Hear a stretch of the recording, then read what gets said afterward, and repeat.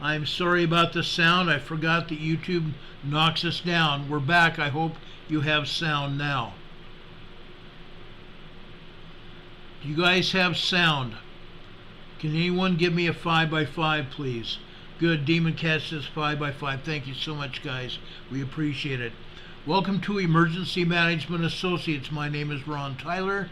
We're coming to you from the Area Command, 392 miles west of Kitty Hawk Beach, North Carolina, as we've been doing for quite some time to let everybody get a chance to get in here. We're going to start off this evening's program, as we have done many times in the past, with the national anthem, and just prior to that, the Pledge of Allegiance. Will everybody please rise?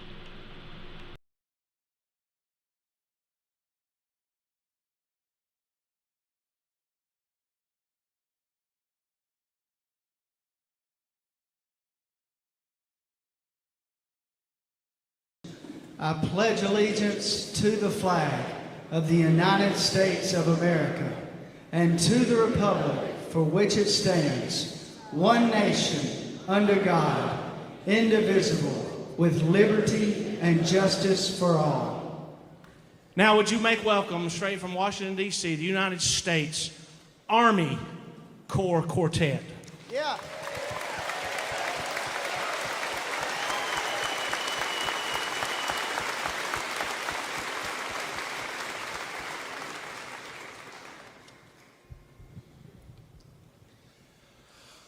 Oh, say, can you see by the dawn's early light what so proudly we hailed at the twilight's last gleaming, whose broad stripes and bright stars through the perilous fight o'er the ramparts we watched were so gallantly streaming, and the rockets' red glare, the bombs bursting in air, gave proof through the night that our flag was still there.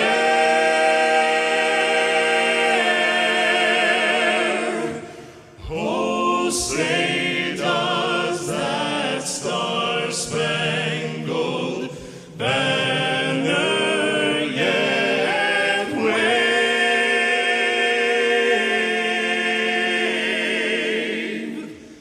o'er the land of the free and the home of the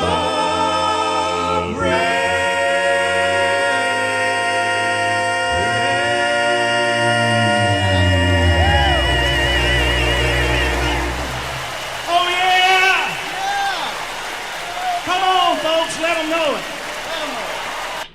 America's finest, the United States Army Barbershop Quartet, performing at the Barbershop Quartet Convention in 2015. We appreciate these gentlemen giving this to us, and we're able to give it to you, broadcast it to you every time we come on the air. We appreciate that very much. We appreciate our country here in the United States. We appreciate all of our viewers and listeners, countries wherever they might be. God bless you all, and may you all return home to your family after your tours of duty end. And this goes for our allied military personnel as well. Thank you for all your service, everyone. God bless you all. Folks, we have a lot of things to talk about, so I'm going to get into it right now. The first thing I want to talk to you is about a man, well, before I get to that, I want to talk to you about Burning Man, okay? We talked to you last night about what is going on in the middle of the California desert. I mean the Nevada desert. Okay, is the echo still there?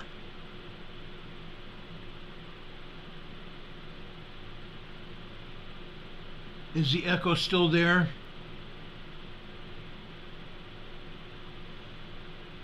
Linda Moses says no, 5x5. Okay, good. Anyway, yes, last night we talked to you about what is going on out in the Nevada desert. Okay?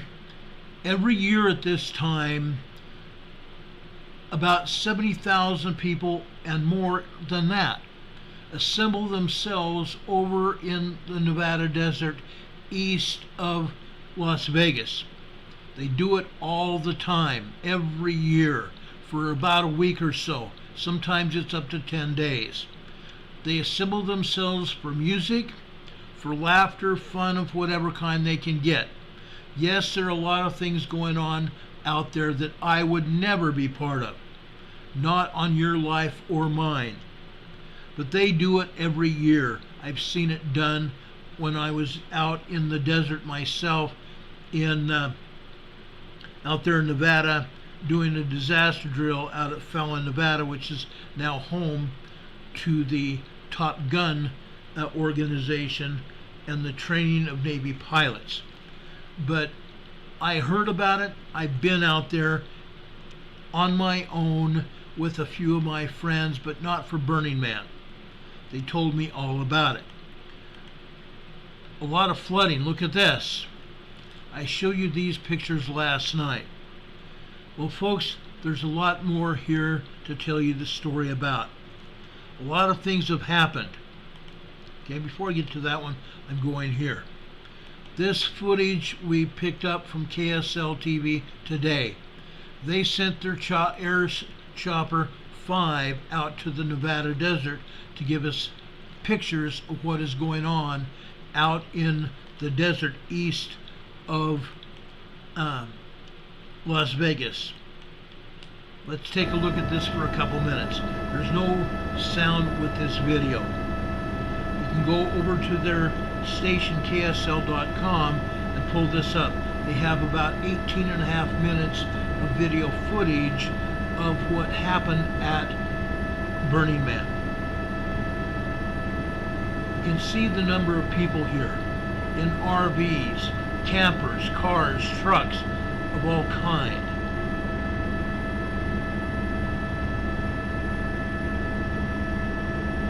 Deborah G says, I hope they'll all shut it down. They won't. They're not ever going to shut Burning Man down. A lot of people want it shut down, and they won't do it because it brings money to the community. That's why they won't do it. Okay? Look at the number of people here that have tried to leave. You see the tire tracks of the mud. Most of those are four-wheelers that got out. Look at how far this vehicle and the other vehicles got bogged down in the mud. Look at those RVs that got bogged down in the mud. All the way up to their running boards. Look at this gentleman here. He's stuck. A lot of people have been stuck out here and they're not moving. They're going to have tow trucks out here once the ground starts drying up. But it may take several days. Deborah G says, I hate crowds. I hate them too. I haven't liked crowds in a very long time. Look at this RV. It got bogged down in the mud as well. I'm only going to let this go probably another minute so you can see what's going on here.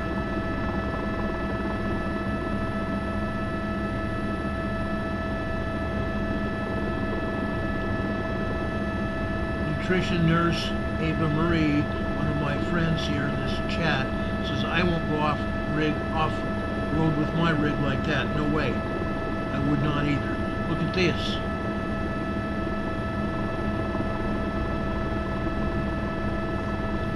Some motorcycles are able to move now. Last night they were not able to move at all.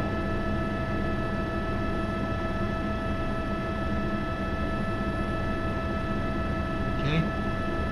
Burning Man limits are way out into the desert, sometimes 1.5 to 3 miles out into the desert. It's arranged in a pentagon. The vehicles and the campers are arranged in a pentagon. 5-sided design here. You all know what the pentagon represents. There is the Burning Man. Okay? Tonight, after dark, they're supposed to be burning this down. This is supposed to be the final element of the Burning Man tradition before everybody closes up and goes home. Because of the rains, the heavy rains that they have had, tonight's celebration of sorts is this Burning Man statue here and everything to go along with it. Let's see if they get any closer than this to show you exactly what's going on. I believe they get just a little bit closer.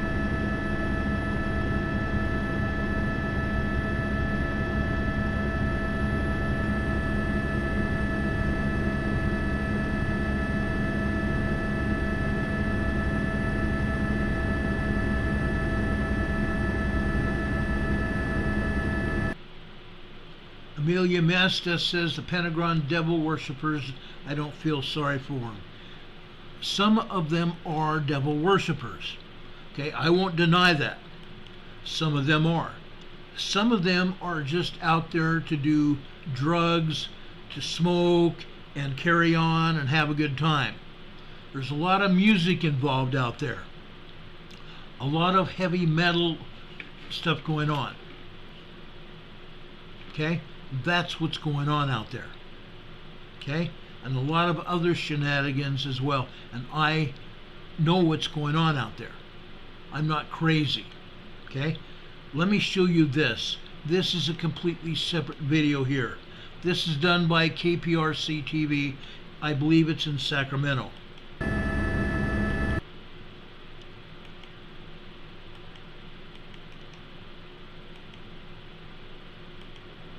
This morning, the harrowing escape to make it out of Burning Man. The entire place is absolutely just soaked. After 2 days of heavy rainfall left more than 70,000 trapped in thick mud in the middle of the remote Nevada desert. Driving a vehicle right now is impossible. There is absolutely no way you can move a vehicle through this right now. The local sheriff's office now probing the death of one person during the rain event. The cause still under investigation. But the festival says the death was not storm-related. I think I could be trapped here for a couple more days. The unprecedented downpour started Friday. Festival organizers telling burners to shelter in place and to conserve food, water, and fuel while closing roads both in and out of the playa. Did you all know that this was likely going to happen? We get a daily weather report. There was no cause for panic. Burning Man CEO Marianne Goodell telling me the self-reliant community of burners came well prepared for desert extremes.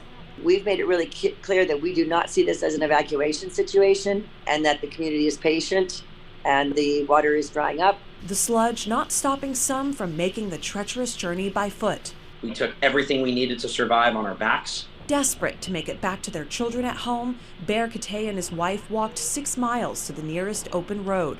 There were actually rivers that were flooding through the playa where we had to test and see how deep they were. My wife was carried across the river by a very strong man who carried her on her back. Some celebrities literally following in their footsteps. We walked 3 miles now, we got, I think, 5 more.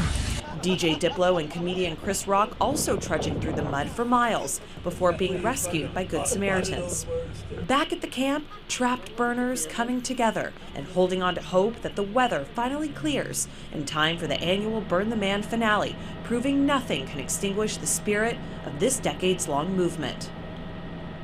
Okay, I wanted you to get a clear picture of what's going on there.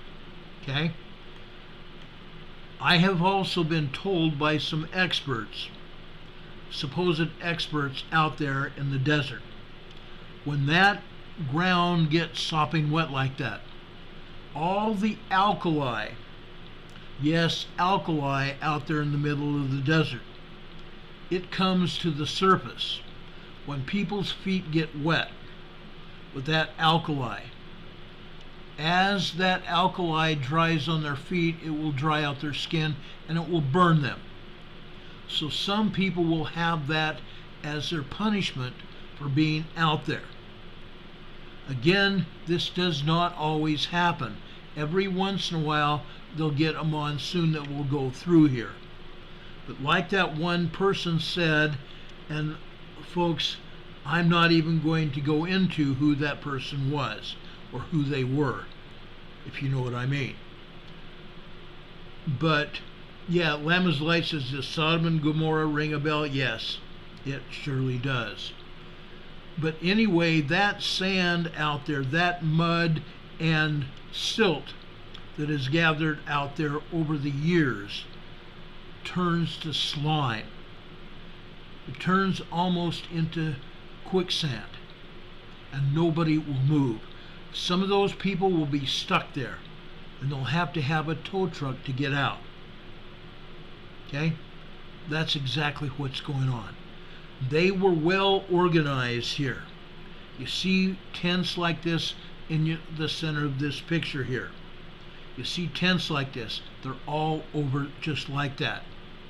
A lot of RVers are there. A lot of people that have great big huge canopies are very prepared. I wouldn't want to be out there in that slime and have that alkali burning my feet. People are going to have to figure it out and how to get out there. Okay? This is not going to be fun for anybody. Okay? I told you I would give you more information on Burning Man as well. Now, I want to give you some more information on Maui. Okay? I have shown you videos of Eric West. The man on the left is Eric West. This man is a hero over in Maui. He is, I don't remember the word for a non-Hawaiian, a white boy. Okay? He come from California to work for a real estate outfit named Keller Williams. And he has worked out there for 14 years now. He went out there when his kids were very small. He and his wife are both realtors out there. Well, folks, Eric West has done his best to raise hundreds and even millions of dollars now for the people of Lahaina. All this time while he's raising money, his company, Keller Williams, has also had their own fundraising going on, and they have also raised tens of thousands of dollars through Keller Williams. However, Saturday, they fired Eric West because he was raising money. And I guess, and he guesses, that Keller Williams did not want him doing it. So Eric West got fired for raising money for the people of Maui and West Maui and Lahaina. So he's not the only one that's being persecuted as a result of them trying to help the people. A lot of men and women have been shut down by the government. They have been taxed. Eric West and his son and his wife, Eric West's wife, set up a 501c3 organization, a non-taxable corporation. They raised over $1 million up until this past week, and they've been giving it away. The $1 million part of it was in a GoFundMe account. And GoFundMe was not divesting that money to Eric West fast enough in order to avoid taxes. And when they finally did, Eric West and his son started giving it away mostly to churches, for churches in the area to help the people of their congregations and help other people in that area as well. That's what has happened. They gave $50,000 to a gentleman that's going to build people homes out there. The people are getting is it $1,200 or $1,800 a month from that fund that was set up by Oprah Winfrey and that stud of a guy, Dwayne "The Rock" Johnson. Now, I don't like Oprah Winfrey at all. I don't like her politics. I don't like some of the things that she said. And frankly, guys, I don't trust her. Yes, I do trust The Rock. However, and Rock doesn't live there, but Oprah does. Okay? Hers was one of the houses that did not burn down, allegedly because she had a blue roof. Now, why am I talking about it? Because Eric West may have to leave Maui. He's trying to get hired by another real estate outfit over on Maui so he can continue working and selling homes. Eric West, while he's been working for Keller Williams, has been the top real estate agent for years. The top selling real estate agent for years. So he being fired doesn't look good. Okay? DD 2003 says, I don't trust Rock either if he is associated with Oprah. That really boggled my mind because I liked him. I have not met him, but I have been watching him for many years, watching his escapades and watching what he's been doing.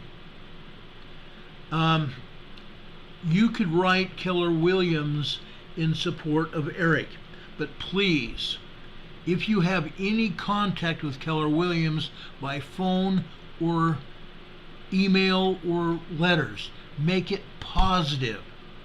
Do not make it a negative thing. You can support Eric West. You can do that. But do not badmouth Keller Williams. Do not make it a negative contact. Don't badmouth Keller Williams at all. That's not what Eric West wants. Keller Williams was good to him until they fired him over this fundraising fiasco.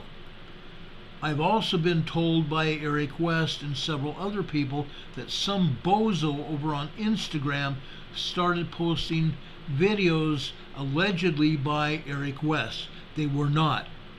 Eric West does not even have an Instagram account. And this bozo is posting false information. And that's one of the reasons that Keller Williams held for firing Eric West.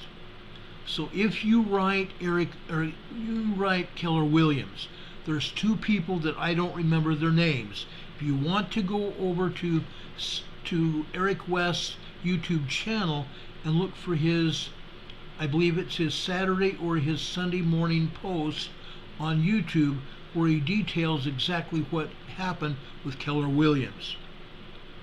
Okay? I'm just giving you that information. Because this is just, I believe it's just another ploy that Keller Williams possibly may have been forced by the government to silence Eric Williams from helping the people there. Okay? Now, what I'm telling you here is very real. I've been talking to you as well as many other people about Maui for 3 weeks now. I have done my own investigation and I do not trust anything that's gone on there.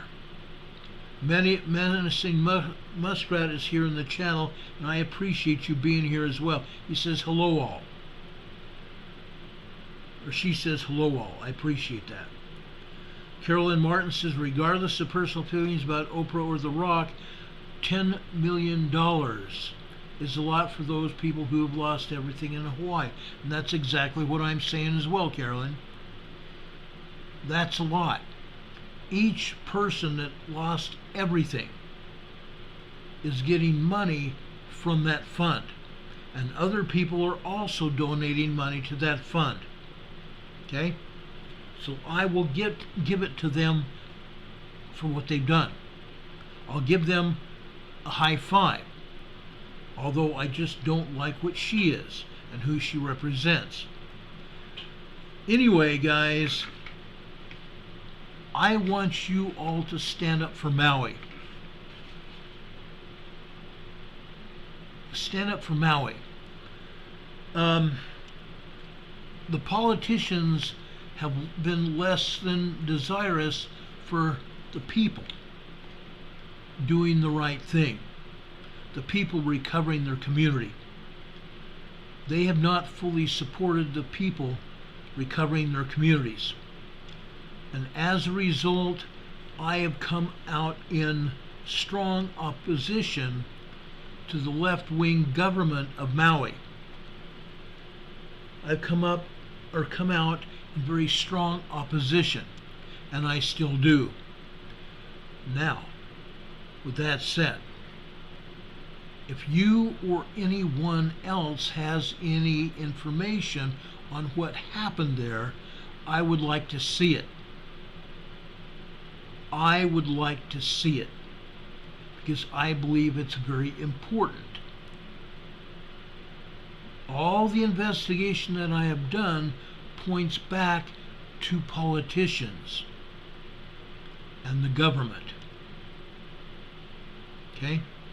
It points back to the politicians and the government with those fires. Now I want to show you something else that I found today. I've been working on this program literally all day, chronicling earthquakes, chronicling everything that's going on.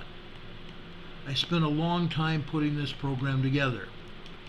I want you to see this. This video is about 3 minutes, or actually less than 3 minutes long, but I think it's very important, and you're going to see why here. Now to a very unusual sight captured on camera. Japanese and local astronomers say a Chinese satellite was recently seen beaming down green lasers over the islands.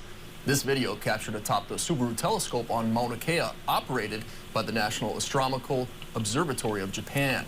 Bryce Moore has the story.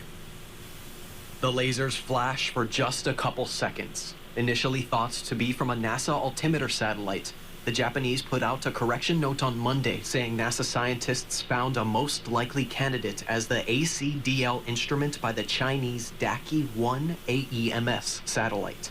I went to a University of Hawaii astronomer who read up on AEMS instruments. It's a Chinese satellite that is measuring pollutants, among other things. It has many different instruments on it, some kind of topographical mapping, or they're also used for measuring stuff in the Earth's atmosphere, and I think that's what it is. It's an environmental measurement satellite. I also sat down with the former Chief of Staff of Marine Forces Pacific. He had some questions. I'm not sure, this is my opinion, why the Chinese, who are probably some of the most prolific polluters on the planet, would be collecting data on pollutants on this side of the Pacific. Both experts say this isn't explicitly a spy satellite. It is cataloged and known by governments around the world. The U.S. has satellites that do the same thing. So in this case, despite all of the flurry, well-deserved flurry about Chinese spy satellites and other devices, this one is just orbiting Earth and has a known orbit. The footage was taken January 28th, before the recent incident where a Chinese balloon traversed over the mainland U.S. before being shot down off the coast of South Carolina. Which brings the question, how much is the Chinese military seeing? They can shut down any communication nodes that they want if they believe that, I think, the public is getting too much information. So yeah, I think it's more probably military than anything else. That's makes sense. I had to ask, is this a risk to locals, to Hawaii? No, it's not a risk to Hawaii or any place else. We have aircraft making these kind of measurements all the time. If you've seen topographical maps with high precision, those are made using sometimes this kind of thing. It seems to me that those tensions are there. People are a little antsy, and I think we just need to be a little bit more aware, vigilant. I reached out to the United States Space Force to see how often Chinese satellites scan Hawaii airspace and if there's been an explanation from China. Officials are working on getting me a response, and we'll bring that to you as soon as we hear back. Okay? That's about the satellites. Now, I've done a lot more digging about lasers from space and lasers from planes. As soon as I solidify the data and vet it, I'll be reporting more about that in the coming weeks. Could be earlier than that. There's all kinds of things going on. There are a lot of telltale signs of things going on. But so far, some of the evidence that first came out is faulty. And I'm not going to go there. Okay? I'm just not going to go there. All of you know me by now. I don't put out false data ever, and I never will. I have to vet it. I have to vet it before it goes on the air. As you know, KHON over on the islands over there does vet their information. And that reporter showed several other places where he got his information. He even spoke to that scientist. So guys, we need to keep those people in Maui in our prayers. Also, Eric West, in his quest to help the people, came in contact with a woman, and I don't remember her name, but he came in contact with a woman, and I think I told you about her last night. She came over from San Luis Obispo, California. I don't think she told us what church she was going to in San Luis Obispo. But she sat watching videos in her home of what was going on in Maui. And so she felt a voice come to her, telling her that she needed to get involved. She needed to get up off the couch and do something to help those people. She felt a calling.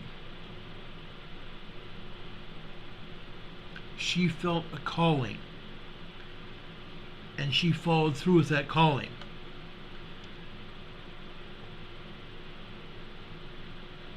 She went to her church and raised a lot of money. And the church is still funneling money to her. She went to the local mortuaries in West Maui that were still available, and other mortuaries as well, and asked them if they would give any discounts on their services to the victims of the fires. And they said no, they would not. That their prices are already low enough where they need to make some kind of profit. So they would not let up on prices. This woman went to all the mortuaries, all of them.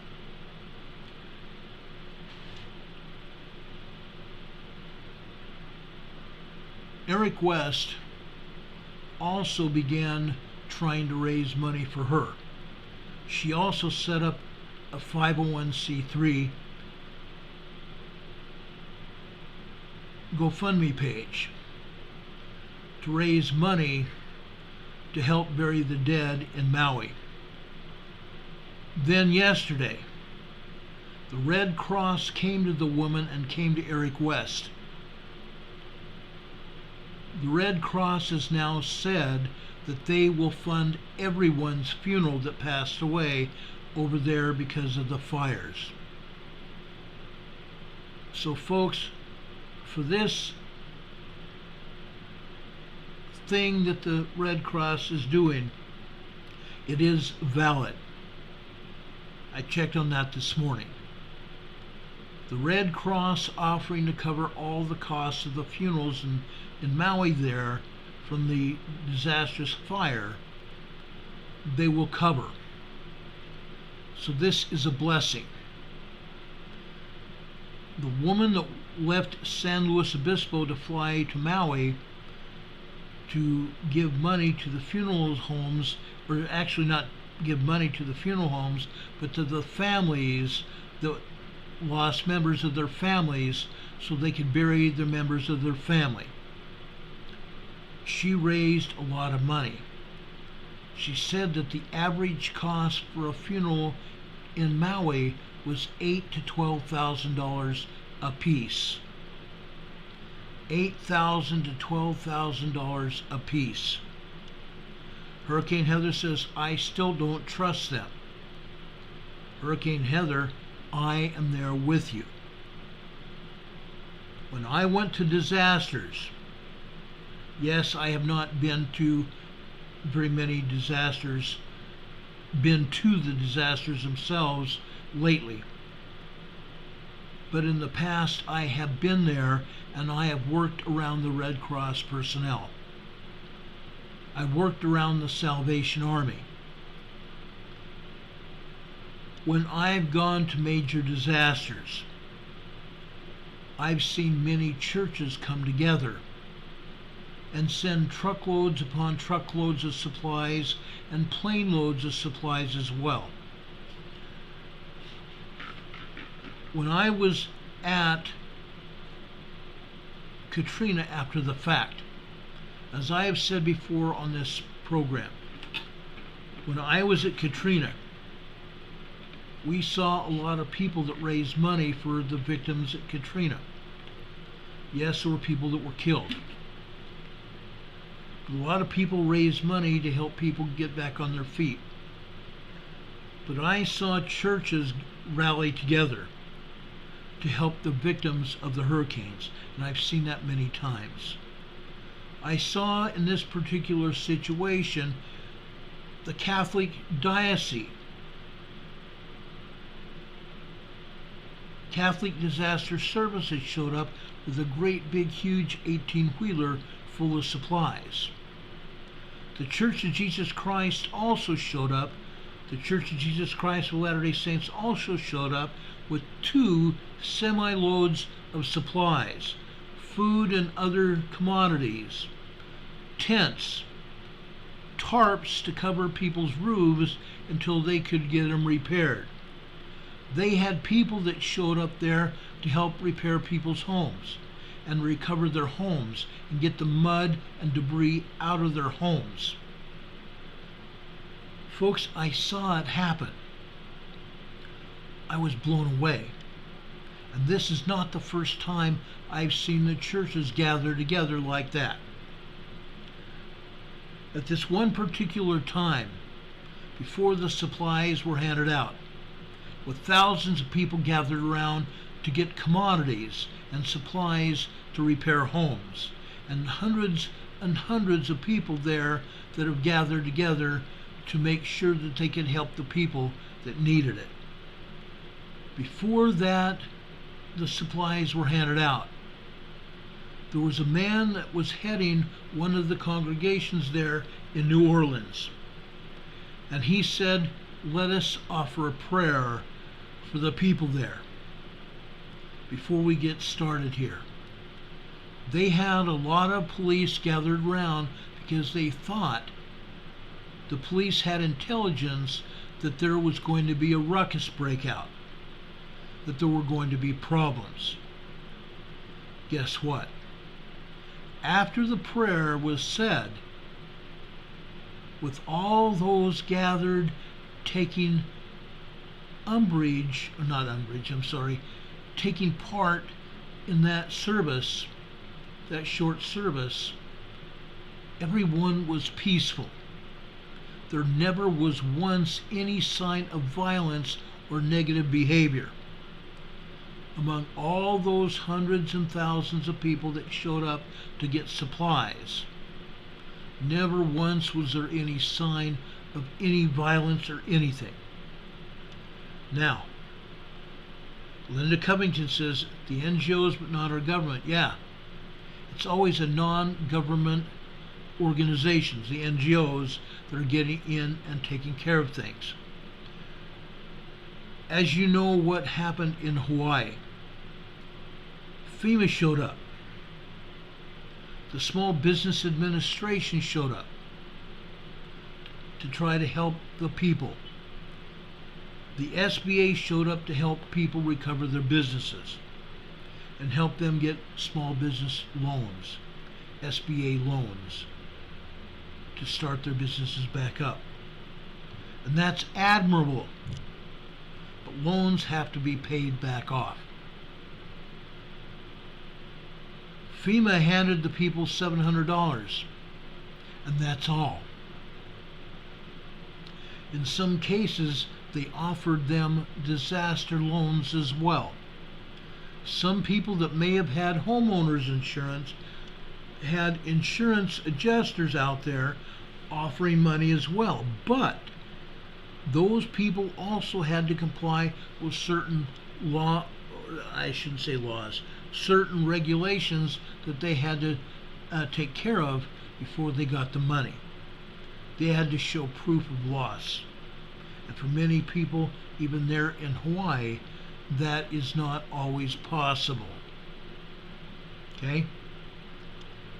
People's homes and possessions were burned out from underneath them. This was an unexpected fire, as most fires are. DD 2003 says if the Amish were in Hawaii, those houses would get built. There's a lot of people. There are some Amish in Hawaii. There are a lot of churches that are gathering together to help rebuild the community. With that said, during the weekend, I think it may have been either Saturday or at least Sunday yesterday, Senator McCarthy and an entourage of senators and other people showed up in Lahaina and viewed the damage. They held a news conference as well. Senator McCarthy and the senator from Hawaii both spoke at that gathering, as well as other politicians and even one of the FEMA personnel that's in charge over there in Maui. They spoke promising to help the people. Although a lot of it was just loud, I should say loud. A lot of it was just rhetoric, promises. Okay? And I didn't necessarily agree with Senator McCarthy. I did agree with some of what the senator from Hawaii had to say there in defense of her family members and other people of her culture. That part I agreed with. But those people are hurting still. Even though the Red Cross is supposedly coming forward with money. I did vet that. I hope that is the case. So these people in Maui will get some kind of closure very soon. As you know, I have been very disappointed with the government.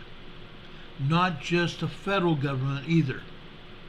The state and local government over in Hawaii, over in Maui, has little or no support for me. They have lied to the public. promising their help and support. They've completely lied in their testimony as to what happened there in Maui. Again, I've said this several times before, and I stand by what I said, and I'm going to say it again. I call for the resignation of Police Chief Pelletier. I call for the resignation of Mayor Bison of Maui. Neither one of those people deserves to be in office. Neither one of them. I call for people to stand up in Maui. Come forward as leaders of your culture and as leaders of your community. Stand for something. Get the doggone job done. Stand up and take charge. Stand up and get the doggone job done.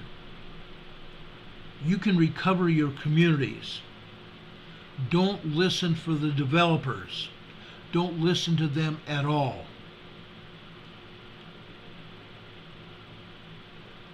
Thank you, Medicine Muskrat. I'll take a look at that. Thank you so much for your help.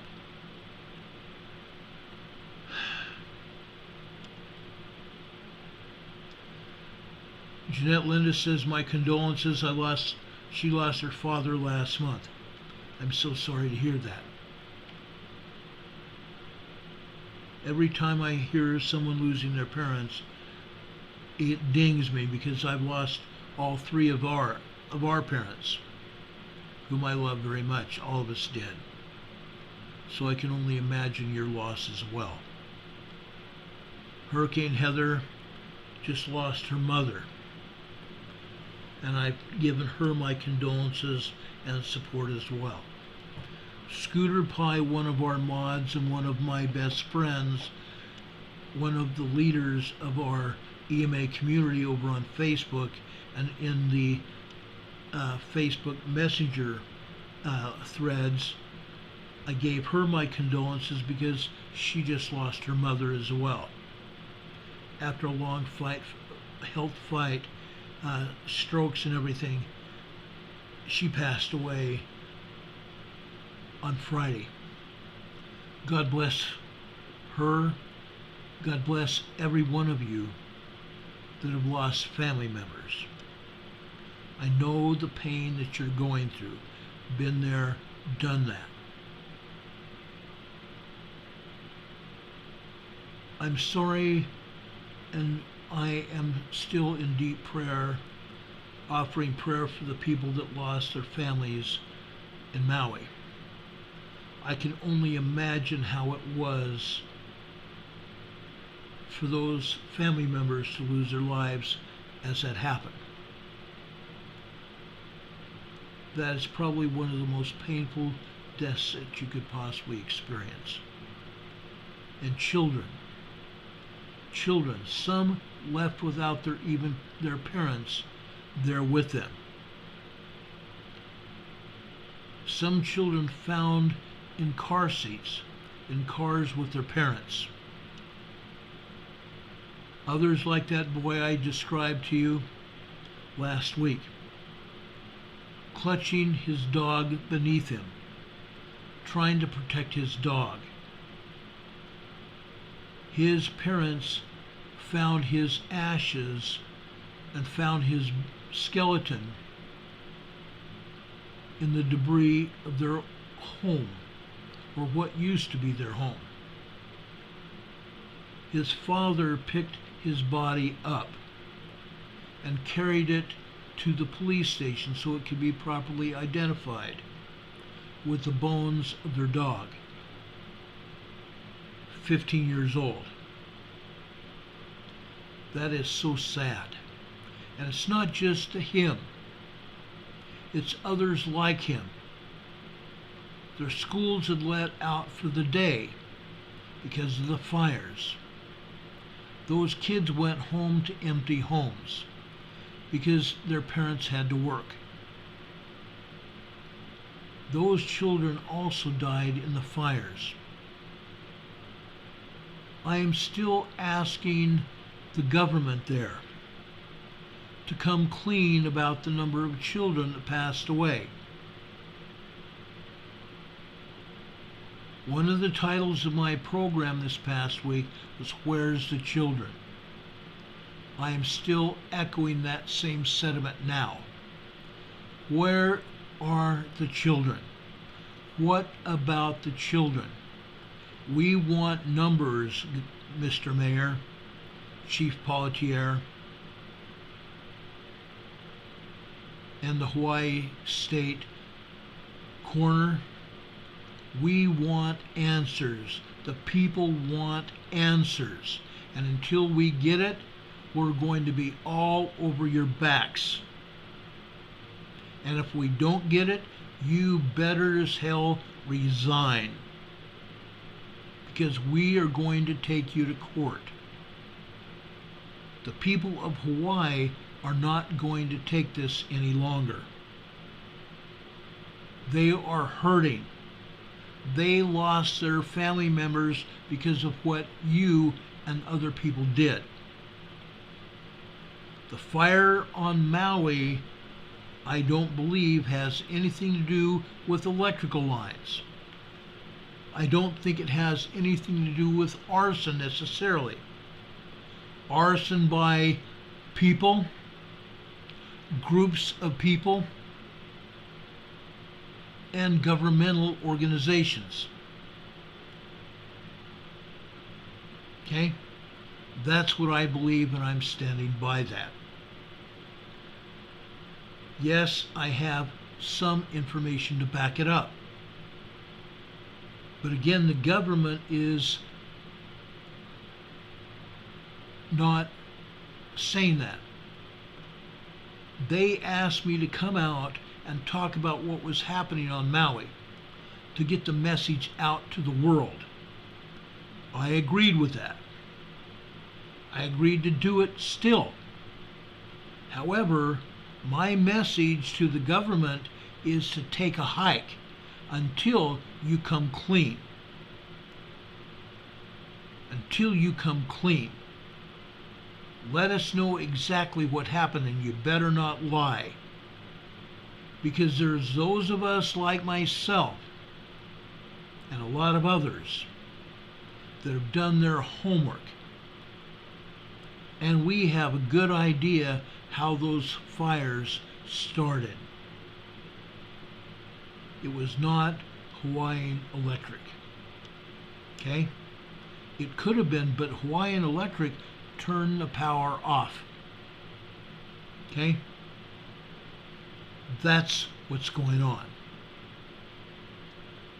Al Sanchez is in the chat saying the chief of police came from the Las Vegas Police Department massacre. I'm well aware of that. Okay? Maui government hired him. Then within a very short while, a matter of weeks, he asked for more money, and he got that and a lot more. He got a huge raise within weeks of him coming there. By raise, I mean an increase in pay. A lot more. Thousands of dollars more. Okay? So I know what's going on. I wasn't born yesterday, it was the day before. Okay? Joaquin is here saying, come on, Ron, you know that whoever did this is not being held accountable. I agree, they're not. The whole thing is way too big, you're looking for a dime in a sea of pennies. No, I'm not. No, I'm not. If I could nail just one person, I couldn't do it.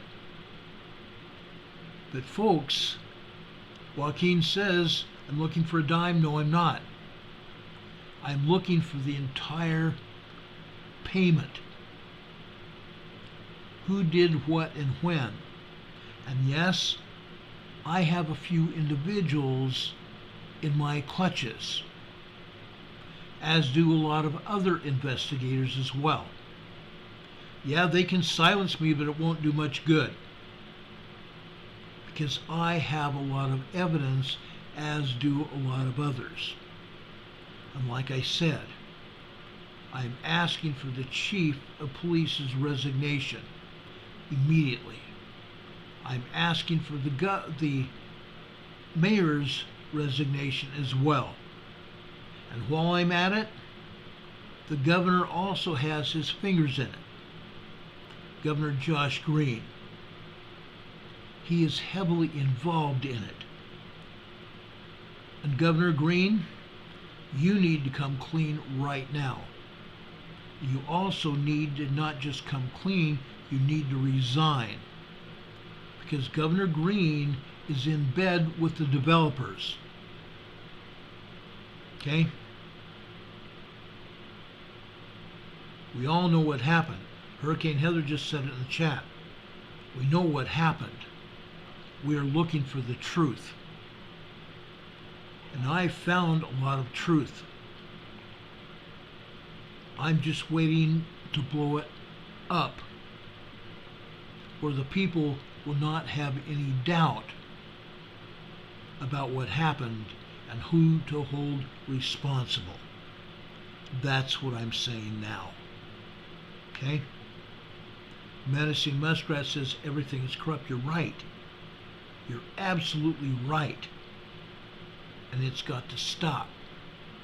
It's got to stop in this country, and it's got to stop all over the world.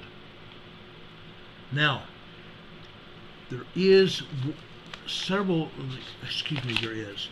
That's not the correct verbiage that I want to talk about. Okay? I'm going to talk about some organizations in the world. Organizations that you and I know have been involved for a very, very, very long time. Okay? I'm very disappointed in our government. That goes almost without saying. What is going on is not going to be tolerated any longer. Period. I don't care who you are. We're not going to tolerate it one more minute. Period. It's not going to happen. Plain and simple. Speaker McCarthy, you know what I've told you. I've been in communication with his office. I've been in communication with a lot of people that are responsible for what has happened within our country and around the world. They know exactly what I'm saying. They should not have any doubts about what I'm telling you. Because what I've told them is what I've told you. That they will no longer be protected. Okay? As you know, I stand up for what I know. I stand up and I'm held accountable to you and everyone else. That is the way I have been for a very long time.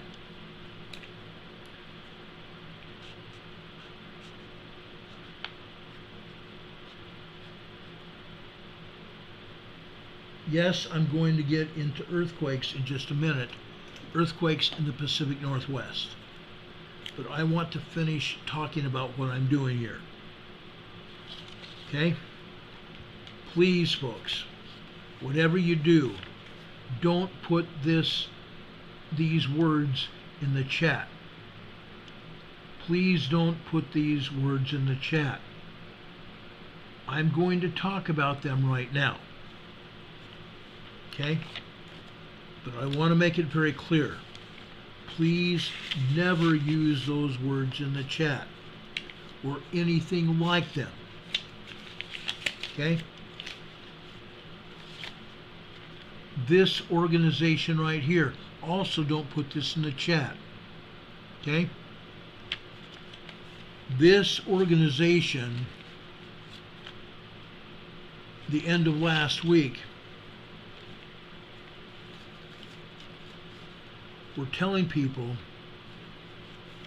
that there was no worry about CV here in the United States. They were not recommending anybody put face diapers on. They were not recommending any lockdowns. However, this organization has. This organization and Mr. JB, President JB, has talked about diapers and also has talked about lockdowns. Already in New York,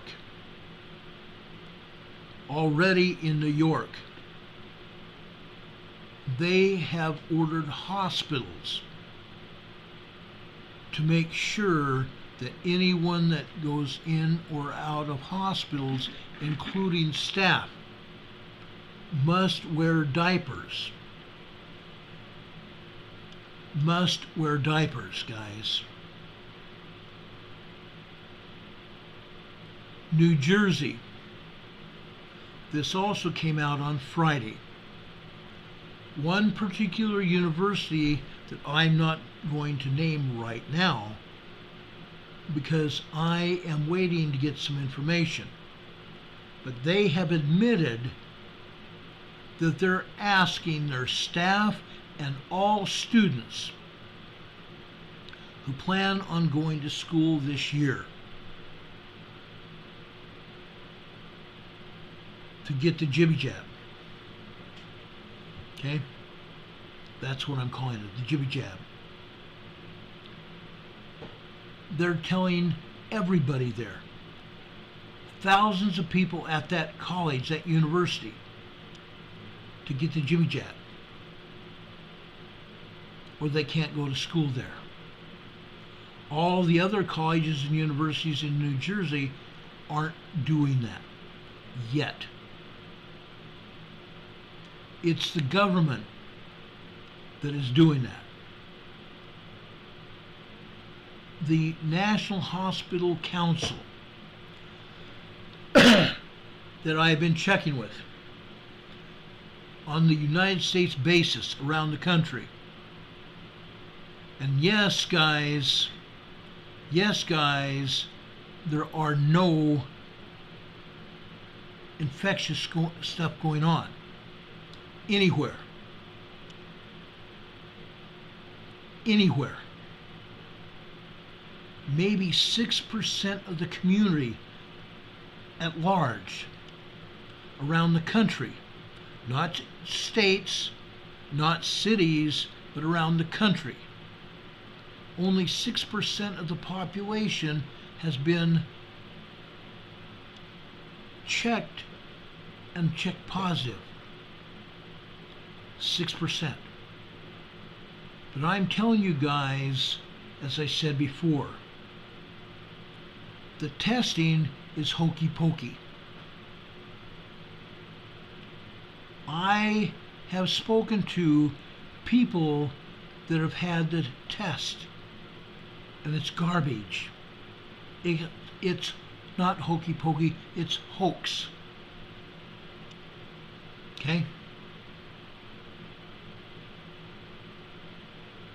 It's not mysterious at all.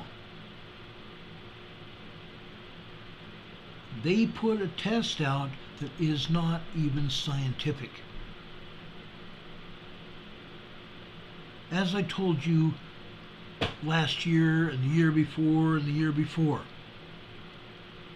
I spoke to nurses that took those long-handled swabs and put them in sterile water, then put them in containers and sent them back to this other organization that I showed you a few minutes ago. This organization right here. They sent those test swabs back to that organization. and they came back positive. Okay? Unreal. Unreal. Lena Volcanoes is unreal. That's what I said. I've since talked to probably, I want to say at least 50 to 100 nurses and doctors. Not just nurses, but doctors as well. They don't buy it. All the information that I have gathered said negative. It's all crap. I'm telling you guys, it's all crap. You guys have probably also seen some of that information yourselves. Okay? It's trash. So folks, what I'm telling you, if they try to pull the wool over everybody's eyes, and Mr. JB in Washington, D.C., and some of the Democrat Communist Party in Washington, D.C., are saying they're planning on a lockdown in October, don't buy it. Stand up. Don't sit down and take it. I'm saying stand up for your rights. Don't let them take you down. Don't be locked down because they said so. Because they are full of crap. Okay? I'm just saying. Been there, done that. It's crap. Okay? You can go find it out yourself. It's all over the internet. What they did back in 2020, 2021 is crap. And yes, we can prove where it came from.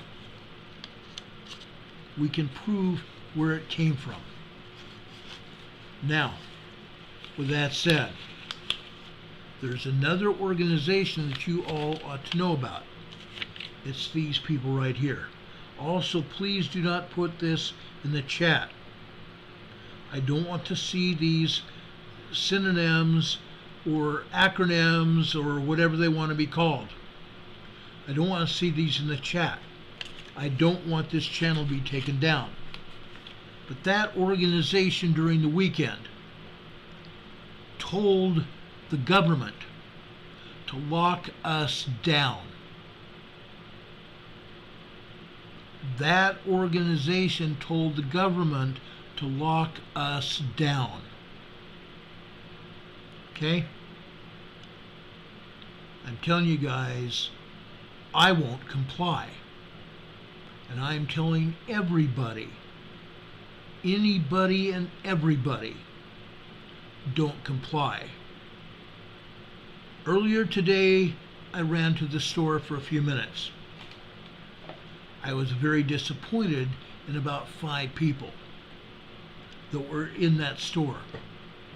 Several hundred other people were there. 5 people I counted wearing diapers already, being influenced by the Democrat Communists of America. Nobody else was wearing them. But I have a feeling we're going to see more and more. Even in the town where I live, there are people being influenced by those hoaxers or hoaxsters, whatever we want to call them. It's a bunch of crap. Don't let them push you into something that you already know is wrong. Don't let yourself be putting on diapers because they tell you to. Don't let yourself be locked down because they tell you to. That CV is non-existent in most cases. They can say anything. They're saying another stronger variant is coming out. They're full of crap. They're also telling JB and his associates to come up with another instrument of totality to give to people. Okay? They're telling JB and the people to get another one of these and make sure that everyone is forced to take it.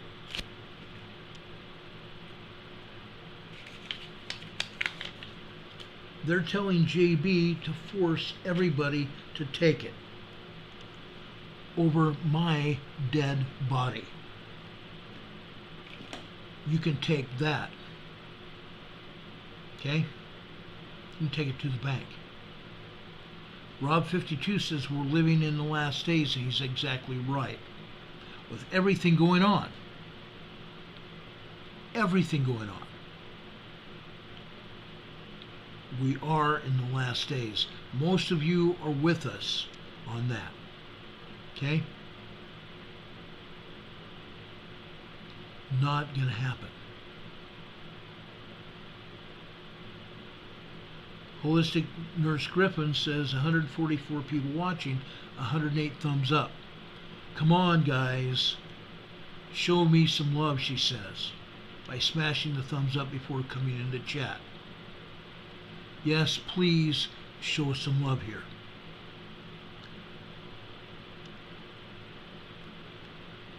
Al Sanchez says civil unrest is possible. I agree. It is possible. Now, if anyone resorts to civil unrest, do not start out with violence. Do not start out with violence. Okay? If you have to protect yourself from a possible life-threatening situation, then and only then do you have the permission of government to take those abilities you have to protect yourself. Okay? Only use those things that you absolutely have to do to protect yourself, and do not go overboard. If someone is running away from the situation and they're not threatening anybody else, do not do anything to them. Let them run.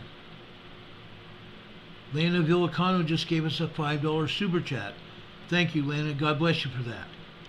I do appreciate that. That means the world to me. I do appreciate that. Okay? Thank you so much for helping us, contributing to our program. I appreciate any and all people that contribute to our program. Whether it's on the super chat or whether you contribute to our PayPal, which we have 2 locations just below this video here. And our Venmo address also below in this video here. And our P.O. box that's on the program right now.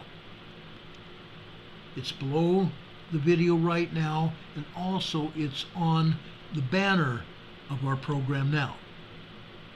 I appreciate all contributions to keep this program on the air. I thank you for that. It means the world to me, and it means the world to everybody that's viewing this program. And please share it far and wide. Okay? This message needs to go out to everyone, everywhere. All your families and friends, extended family, your neighbors, people you work with, people you have that are friends on social media. Share it far and wide. This message needs to get out. Plain and simple. We may not have a long time to get it out. Okay? They're talking October. I'm talking no way. Linda Covington is asking, where has Don been? Missing for days. Hope he's okay. Don has cancer. Don has been under treatment for cancer as well. He's actually believes that because of medication, he's caught in the flu. He does not believe it's CV, however. He's not down and out. He'll be back, he says, hopefully very soon. I think he was thinking today. Our hopes and prayers are with him as well. He is a great man. Okay? Karen Martin says she's late, but she's here. Thank you, Karen. We appreciate it. Karen, and all those that just came in, we thank you for being here. Please go back after this program and finish listening to what you missed so far, because we have talked about quite a bit of information. We want that information to go out everywhere. Now, I promised you earthquake information. That's what I'm going to tell you about. Menacing Muskrat just gave us a $50 super chat. Thank you so much, dear. We appreciate it. God bless you for that. Thank you ever so much. Helping contribute to this program is awesome. That means the world to me and the world to all of you. It helps us more than you know. It means the world to me.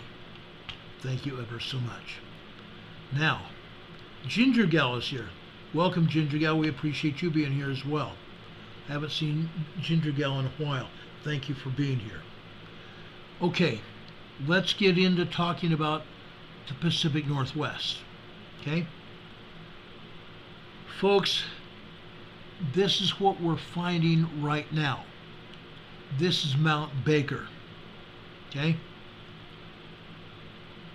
This is Mount Baker showing today. It's trash. This seismogram is nothing but abstract.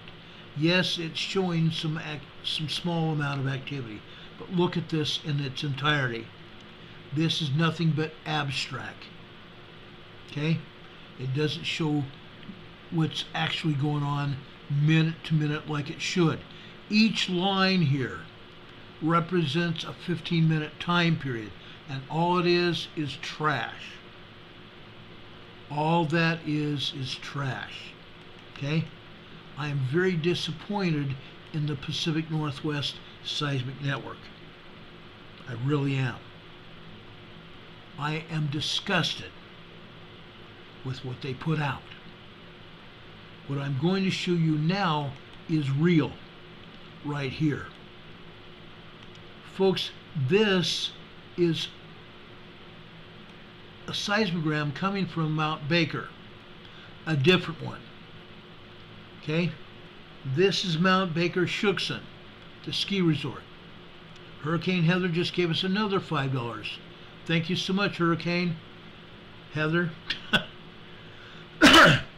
I know her as just Heather, one of my best friends. God bless you for that. We do appreciate it so much. Folks, this is also Mount Baker. This is Shuxon, the ski resort on Mount Baker. The seismogram, the main seismogram at Shuxon, is trash as well. Garbage. If you look at this, you can see what's actually going on at Mount Baker. The wavier the lines, folks, the more magma that's coming into the magma chamber of Mount Baker. Mount Baker is a volcano up near the Canadian border, the Washington-Canadian border, British Columbia. That is an awful lot of magma. Why is the Pacific Northwest Seismic Network not showing what is going on in reality? I showed you what they put out today. It is definitely not reality. Doesn't even come close. This is showing a whole mess of magma. coming into the volcanic chamber. Look at this. The top of this was 5 p.m. yesterday. The bottom of this is through 5 p.m. today. Actually, it's right there. You can see it. This started ending at about 5:45. Or I'm sorry, 3:45. Didn't quite make 3:45 at all. It stopped at 3:44 p.m. today. But that is still rumbling. That is still a lot of magma. Yes, it slowed down the end of this morning, the later hours of this morning after 9:30, 10 o'clock this morning. It slowed down. But you can see at 2 o'clock at the bottom of this seismograph, it started up again. A lot more magma coming into the magma chamber. That's what's really going on at Mount Baker. Okay? They do not want us to see this. They plain and simple don't want this information coming out. That's why the main seismogram is screwy. Now, there are other seismograms there on Mount Baker as well. There are seismographs all around Mount Baker. Typically, there's anywhere from 10 to 14 seismographs, machines recording data at the volcanoes. Some of them are shut down at every volcano. How do I know it? Because I have checked seismograms. And I'm going to show you some evidence of that in a few minutes. But what you see here at Mount Baker is an extraordinary amount of magma. Okay? Now, I have been watching this for years now. This is a picture of Mount Baker. Okay? You see in the background here this picture, you're seeing a lot of steam being released in the early morning hours before this picture was taken, or when this picture was taken. That is a lot of steam. Okay? I've been watching this for a long time. Now, like I said, this is crazy. This is insane.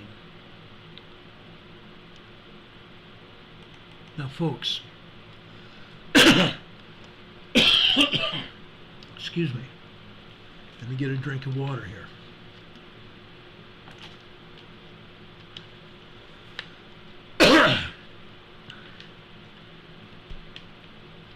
The bright white point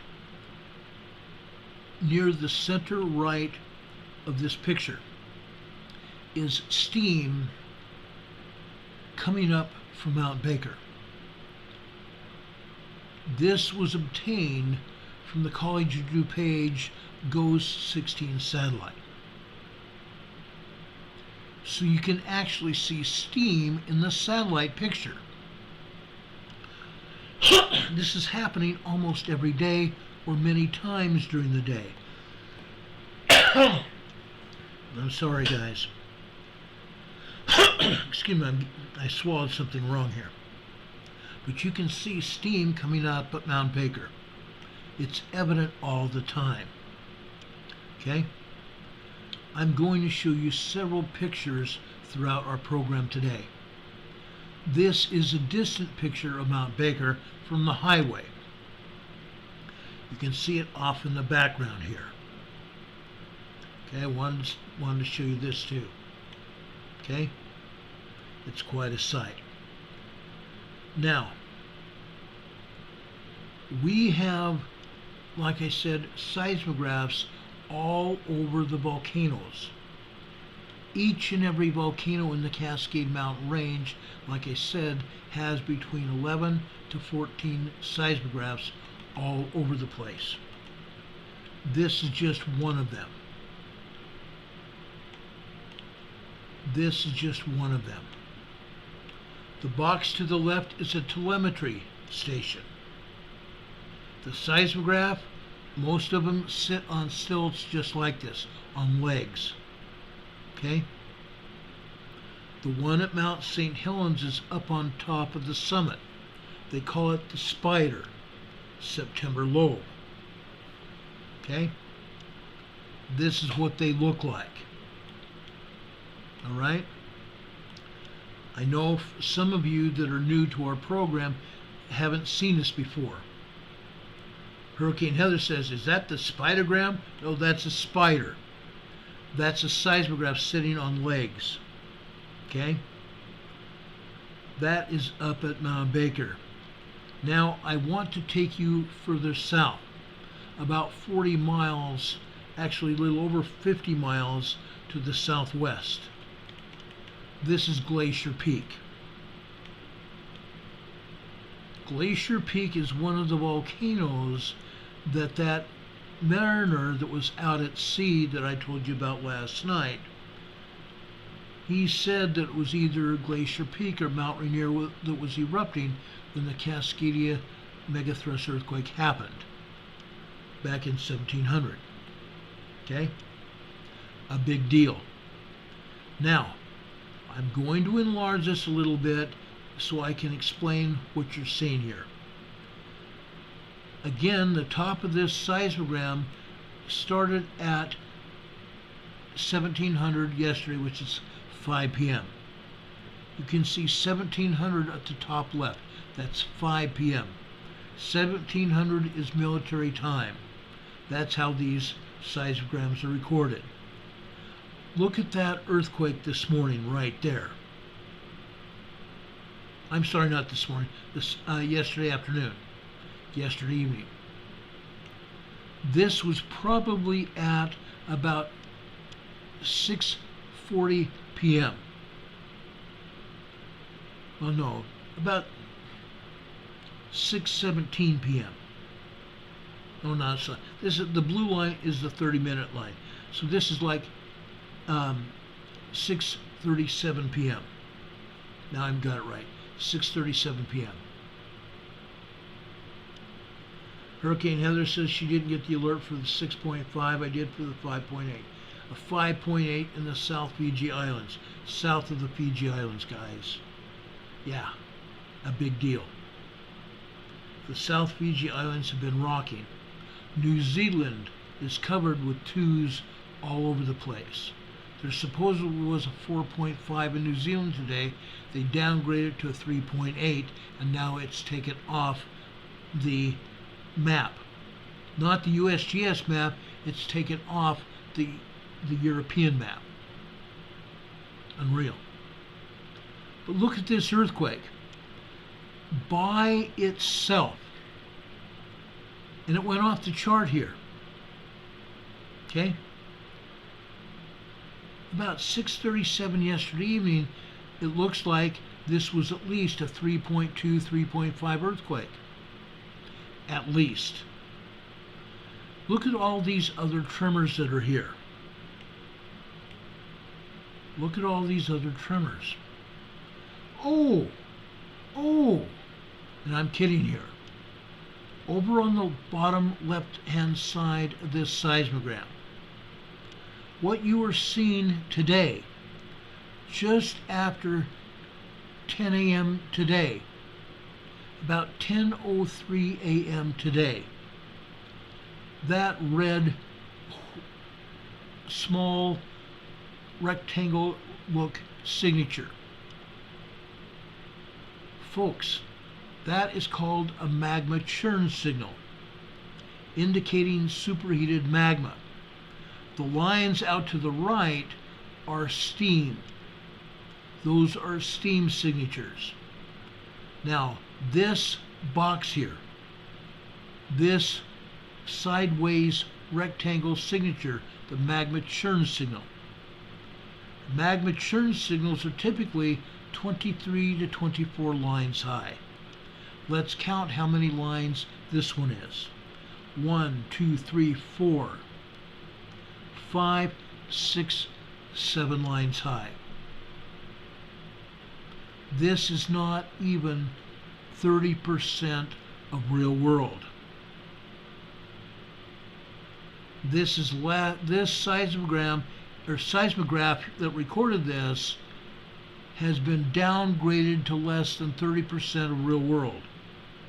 So each and every seismic signature should be multiplied times 3. So though that red signature off to the right, that would be a tremor normally. But notice it has a triangle going out to the right. Multiply the size of that times 3.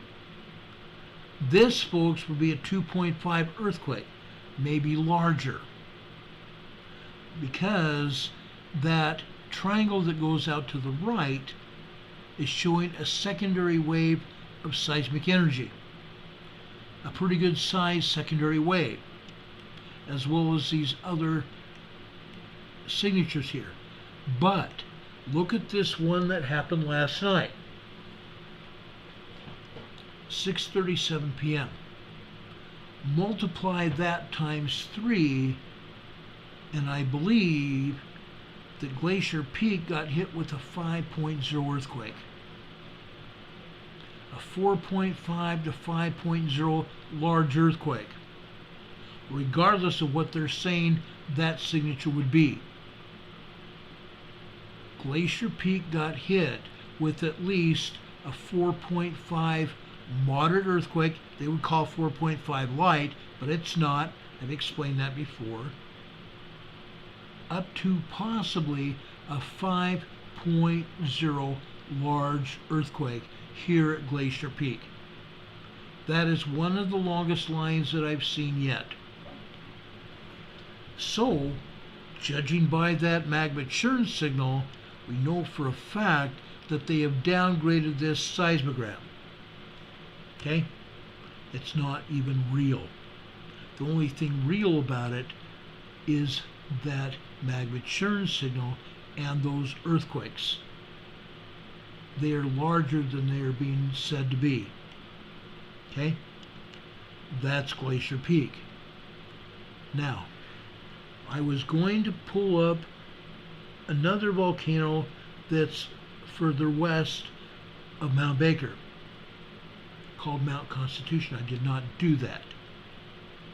In the past, we've had Mount Constitution as a replica of what was happening at Mount Baker when they took those seismograms down. But folks, I did not go to Constitution today. There's a lot more information here that I want to share with you. Let's go down now to Mount Rainier. This seismogram I'm about to show you at Mount Rainier, guys, is big. This seismogram is from Camp Muir. It comes from Camp Muir. It starts off at 10 p.m. last night. Look what we're seeing here. Yes, we do have some tremors. See that light blue earthquake here? Looking at just that, this would be at least a 2.2, 2.3 earthquake. Off to the right, we see that same triangle going out to the right. Okay? That is very significant because that's still a lot of energy on, what do they call that? The secondary wave. So this earthquake was probably larger. Second, look also out at the body wave. The body wave goes out for about 2 minutes and even longer. So that tells me that this earthquake was probably at least a 3.0, 3.5 earthquake. That information right there says that this light blue earthquake at the top is not just a 2.3, 2.5, it may even be a 3.0, 3.5 earthquake. Look at all the other information here. Each and every line, horizontal line that I'm talking about here, indicates magma coming into Mount Rainier. Where you see a thinner line it begins to go larger, a thicker line, where you see a thicker line getting smaller, meaning there was more magma coming in, but then the magma lessened. And you see a lot of that happening. Almost each and every line here on this seismogram, you see vertical lines. Those vertical lines are either tremors and or earthquakes. Why? Because the magma coming into the magma chamber of these volcanoes causes rock fracturing, earth movement inside the volcano. The magma is coming into the volcano under pressure, and that magma under pressure is causing rock fracturing. It's causing uplift in the volcano. So yes, the volcano is growing taller. It grows about a total of anywhere from 1 inch to 3 inches a year, depending on what volcano. That's a lot of magma coming into the volcanic chambers. This time period here, early this morning, between 4:15 a.m. this morning and 6:30 this morning. Look at all that magma, to the tune of magma almost obliterating the white of the seismographic paper that are recording the activity. Okay? In some cases, almost obliterating the white of the paper. That's an awful lot of magma. And you can see the corresponding these long, inch-long lines are 2.0 earthquakes.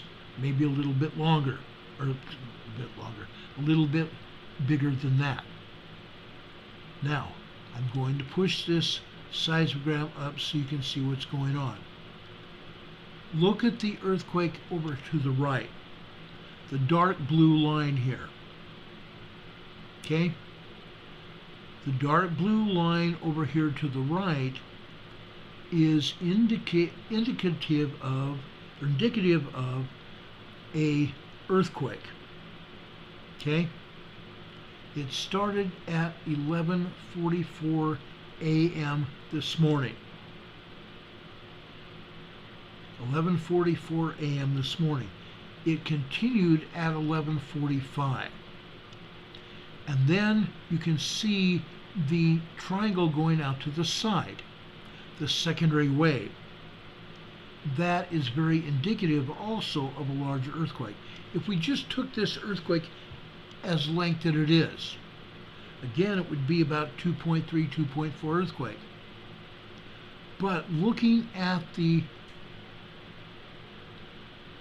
triangle going out to the right, the secondary wave, this is a much larger earthquake. Probably a 4.0, 4.5 earthquake, at least. At least. You also see a small, minor body wave going out after that. But look at each and every signature here. If you find a vertical line here that does not have a dot in the middle of it, those vertical lines without a dot in the middle of them are steam signatures. Steam signatures. If they're small enough, they're not going to have a curlicue on them. A curlicue would be a long line with a curlicue on it.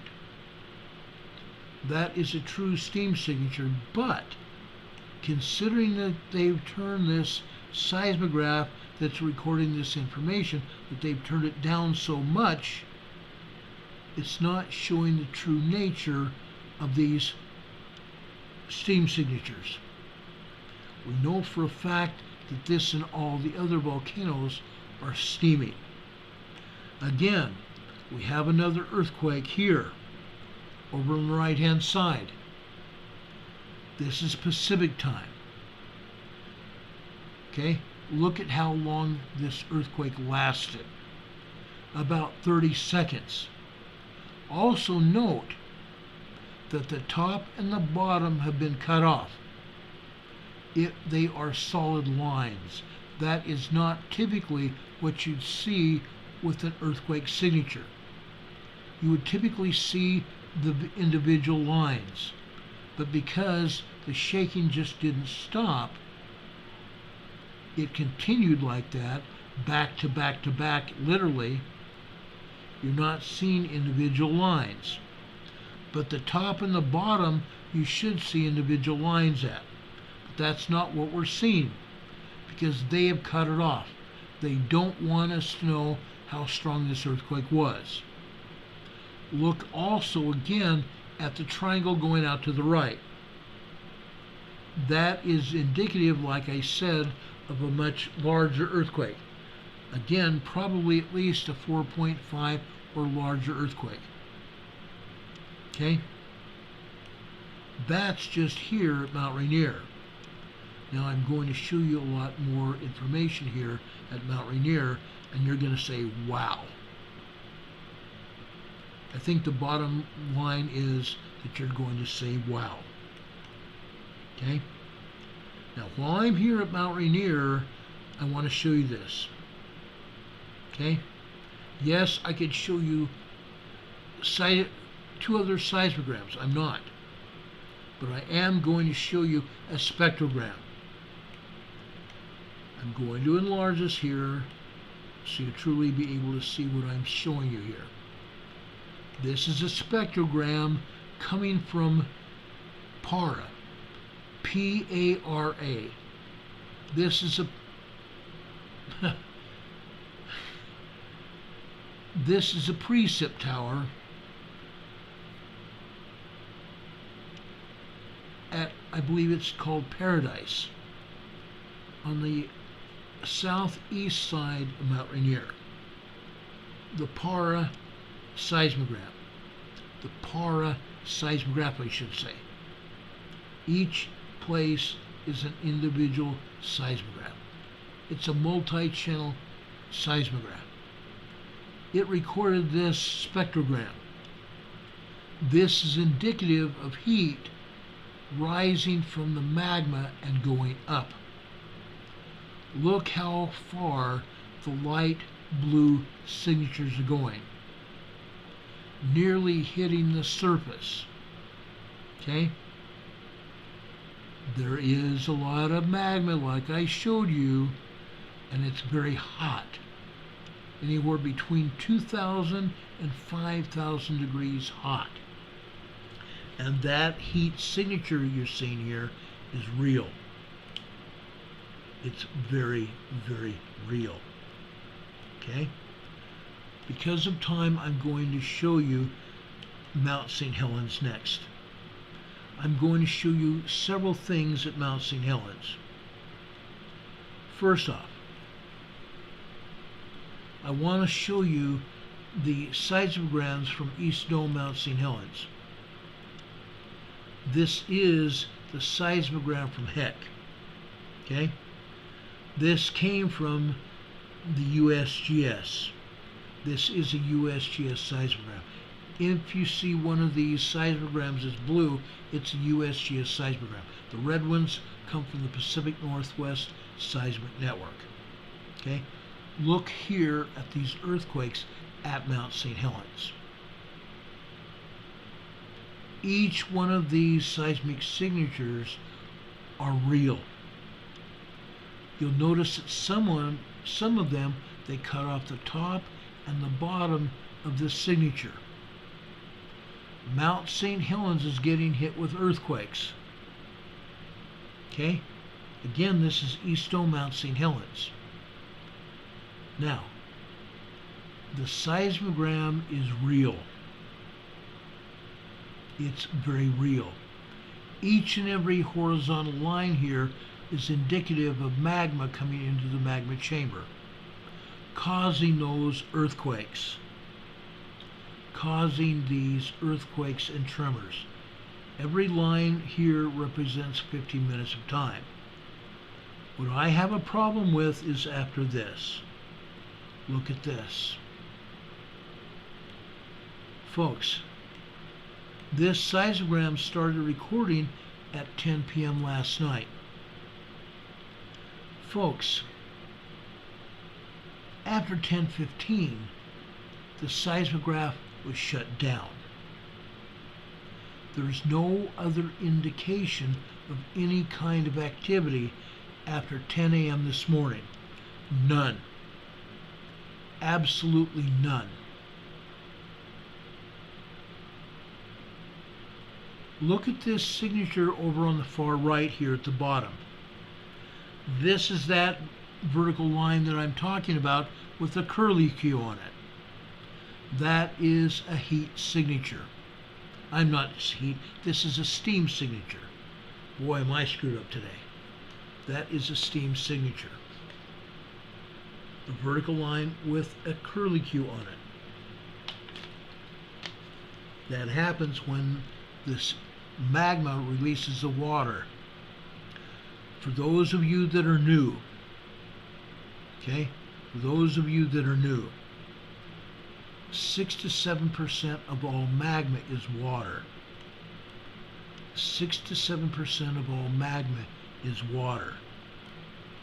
So when the water heats up and there is a vacuum at the top, meaning up at the summit of the volcano or any place else, if there's a hole that is able to release the water in form of steam, it releases it.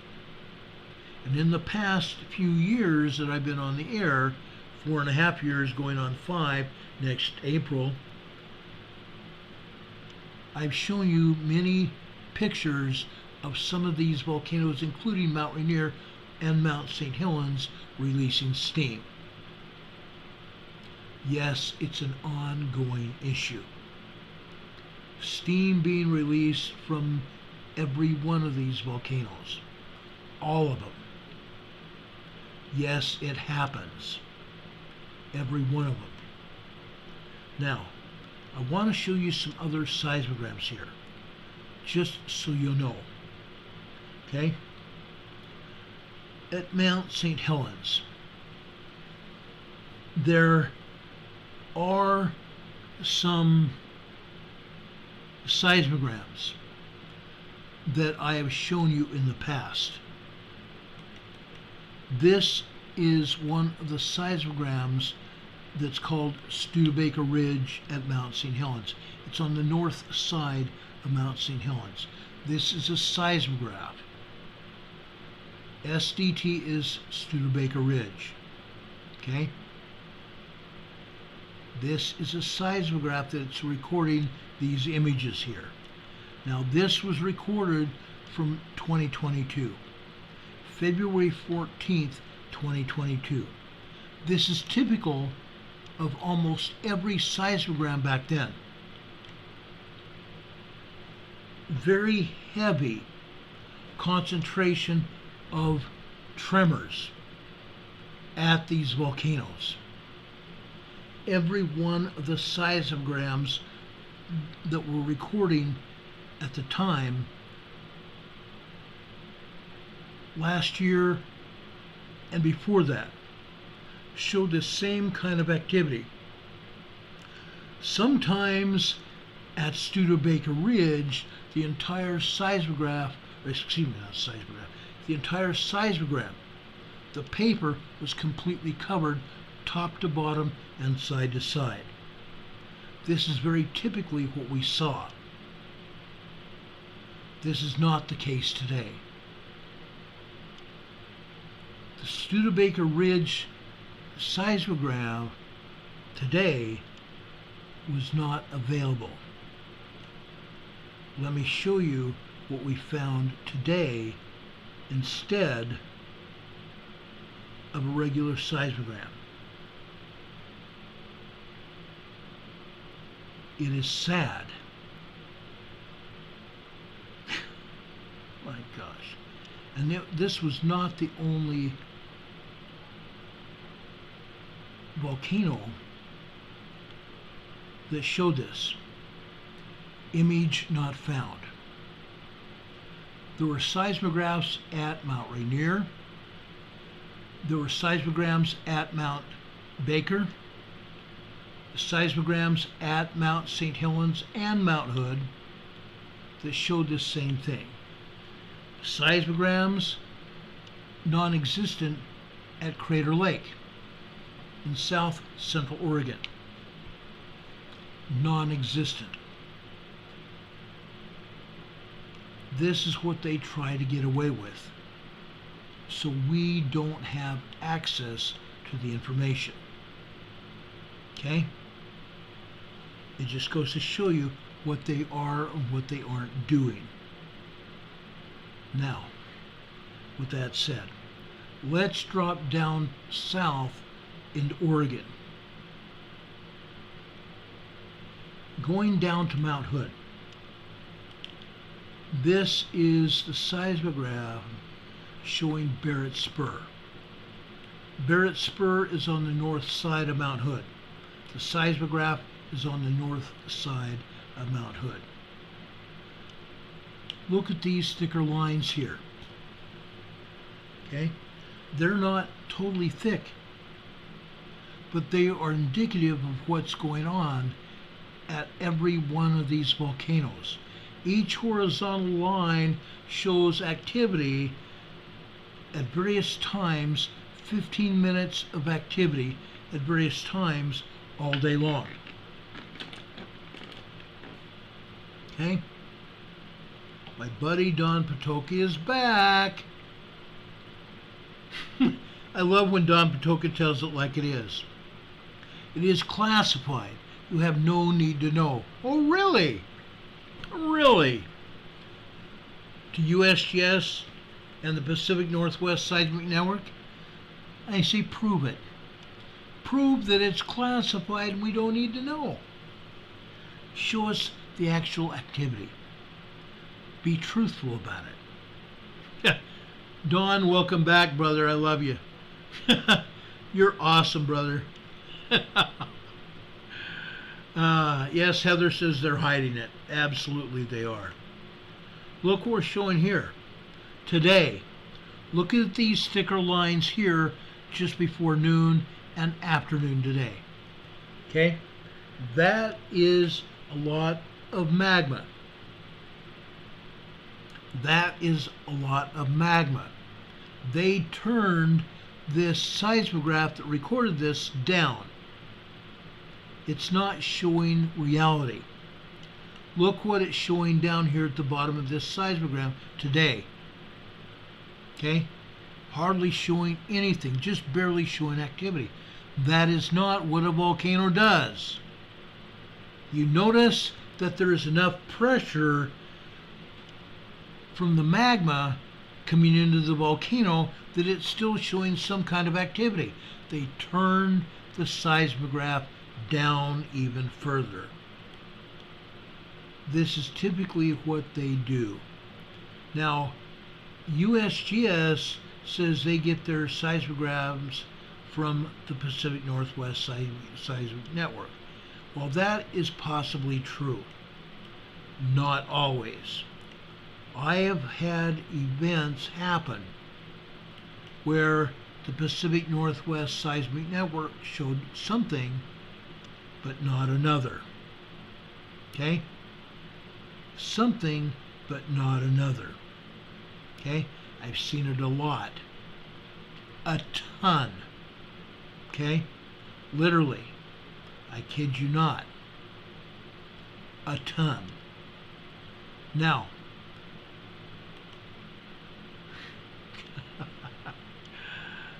I want to show you this. Okay? Look at this. This is also a seismogram from Mount Hood. Tom, Dick, and Harry. This was today. Okay? Look at what this is.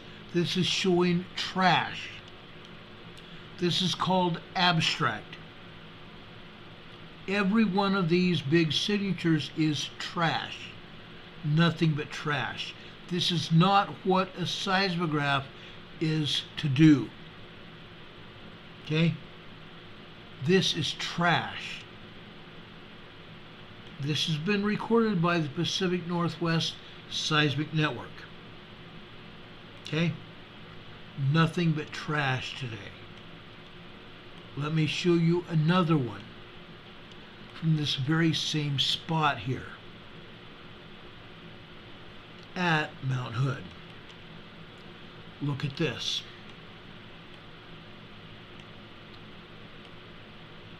Tom, Dick, and Harry. Yes, it does show some abstract here. But look at these other lines. Again, these straight lines have nothing to do with reality. As I have explained, the seismogram lines here represent 15 minutes of activity at the volcano. These are solid lines. These don't indicate anything. This is not what you normally see at the volcano. This is not reality. All of this is trash.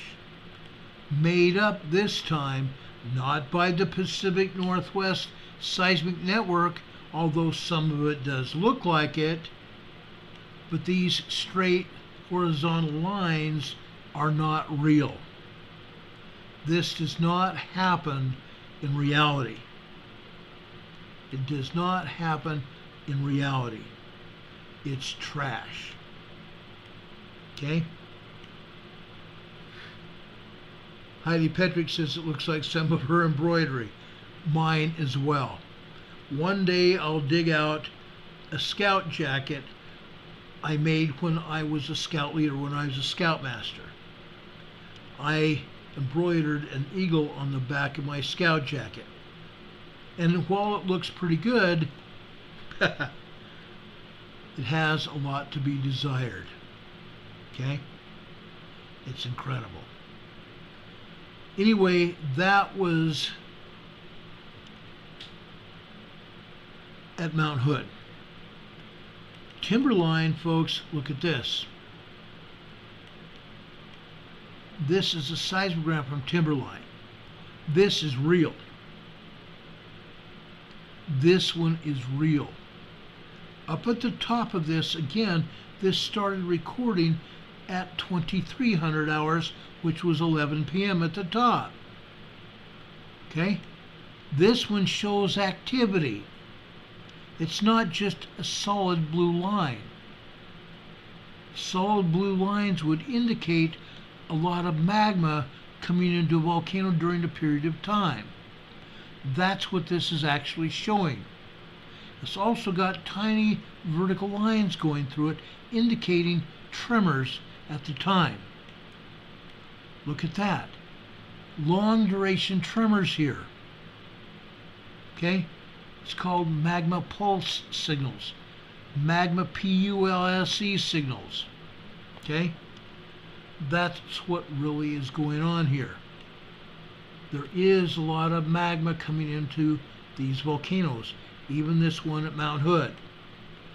Where you see these lines that are very thin for long periods of time, that's because, again, they've turned down the seismograph. They've turned the machine down. Okay? Then they turn it up so they can see activity, what is really going on. Okay? So now I've shown you what is abstract and false and show you real activity here. Mount St. Helens. Now I'm going to go quickly through the other seismograms here so you can see what we're talking about. Okay? I'm not going to show you every seismogram at the various volcanoes, but I am going to show you what is going on. You deserve to know. The first one I'm going to show you is Newberry Volcano. Newberry Volcano is also south of Mount Hood. Okay? Newberry Volcano. There is activity. First thing I want to show you is the picture here at Newberry Crater. Just like Crater Lake, it's a huge lake in the top of the volcano, sitting on top of the caldera of the volcano. And you can see the rim of the volcano here. The rim of the volcano are the walls around the lake holding the water in. Okay? That's Newberry Volcano. Okay? I don't think I've shown that picture before, but I am now.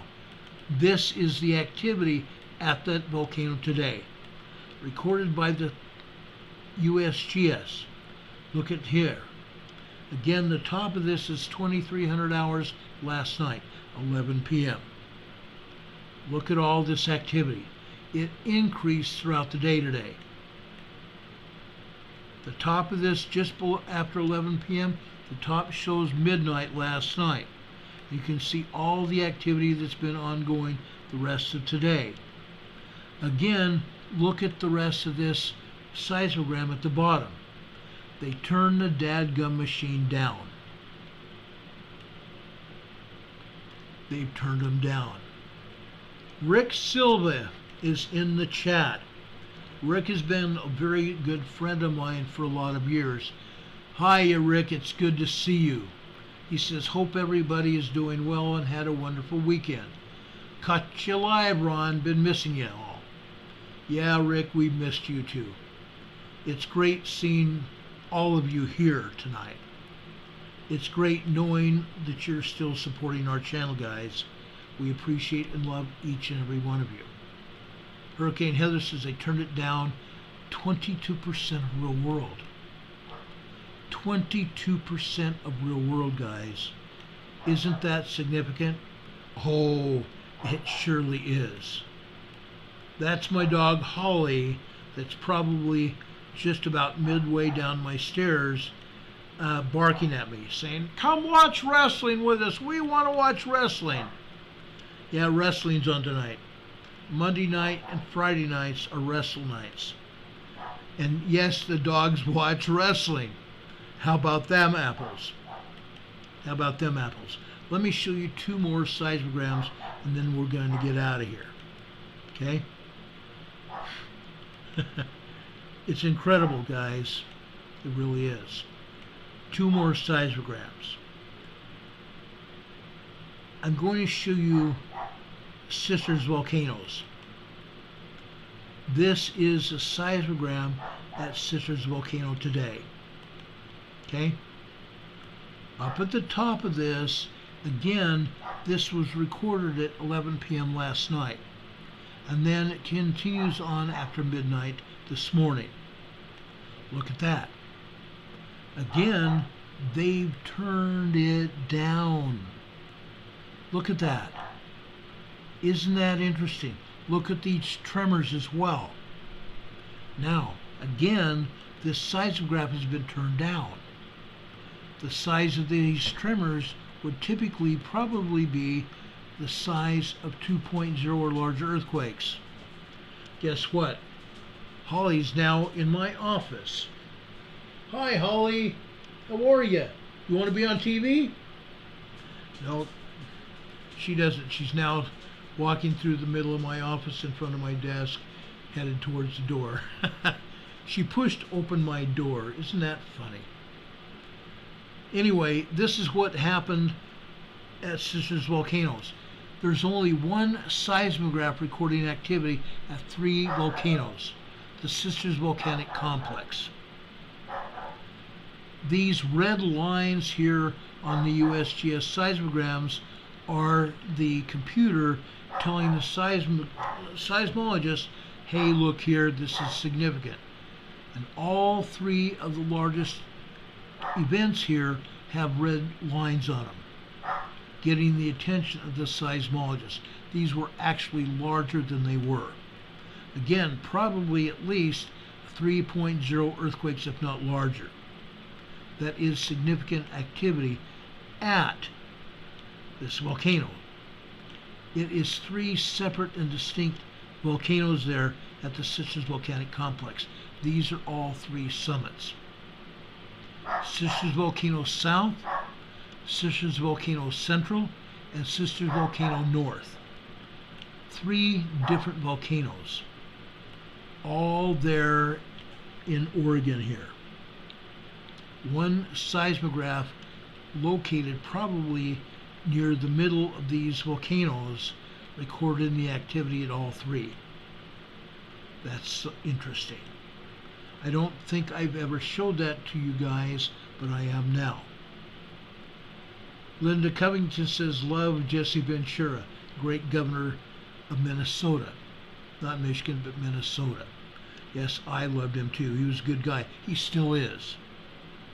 He still is a good guy. Now, I'm going to take you to Crater Lake. That is in south central Oregon. South central Oregon. What I'm going to show you is what the USGS wants us to see at Crater Lake. This is trash, showing nothing. Absolutely no activity at all. Ray Spur just gave us another $10. Super chat. Thank you very much, Ray. God bless you for that. Thank you so much. You're awesome. Thank you, Ray. Awesome news. Thank you all for supporting our channel. This is great. I really, really, really do appreciate it. But look at this. Isn't this trash? Not showing activity at a volcano? And folks, this represents 3 different seismographs. All 3 seismographs. Bunkhouse, which is the south central part of Crater Lake. Crater Lake Mount Scott, which is on the southeast side of Crater Lake. And Crater Lake Fleetwood Cove, which is on the northeast side of Crater Lake. All 3 locations here has trash, garbage, nothing showing at all. Okay? That's sad. That is so very sad. Now, I do have some other one to show you here. This is coming from the people at the Pacific Northwest Seismic Network. Notice this has today's date on it. Also notice that this is bunkhouse. This is a seismograph recording information from that bunkhouse that I told you about. Vicky K just gave us another $10 super chat. Thank you so much, Vicky. God bless you for that. I sure appreciate it. God bless all of you. You guys are amazing. Anyway, this is from one of the other channels at the bunkhouse. This is channel BHN. Notice those thicker red, blue, and black lines here. That is trash. That is typically what the PNSN people want us to see. Nothing but trash. Okay? They've had this here occasionally at the bunkhouse seismograph. That's all trash. But the rest of this, see these wavy lines just like I showed you at Mount Rainier, at Mount St. Helens, Mount Hood, and up at Mount Baker. These wavy lines, folks, represent vertical, very high frequency waves. VHS waves caused by the magma coming into the volcano under pressure. The wilder the waves get indicates the magma coming into the magma chamber, a lot of it. A lot of it. So you know when there's a lot of these wavy lines here, there's a lot of magma coming into the magma chamber here. Isn't that wild? Look at that. Almost all day long. There was a time period earlier this morning between, say, 7 a.m. and, no, it wasn't either. It was 2 a.m. or about 2:30 a.m. this morning and 7 a.m. when there wasn't a lot of activity. But the rest of the time you can see this magma coming into this volcano here. Again, this is Crater Lake. Heaven forbid that they are honest with the main seismograms. Okay? The main seismograms show us trash. And other than the black, red, and blue lines here, which are trash, this is showing us a lot of activity at this volcano. Okay, Crater Lake in south central Oregon. Now, I'm not going to go through all of the volcanoes, or not say all, but two of the volcanoes in Northern California, both Shasta and Mount Lassen tonight. I will do that in the future.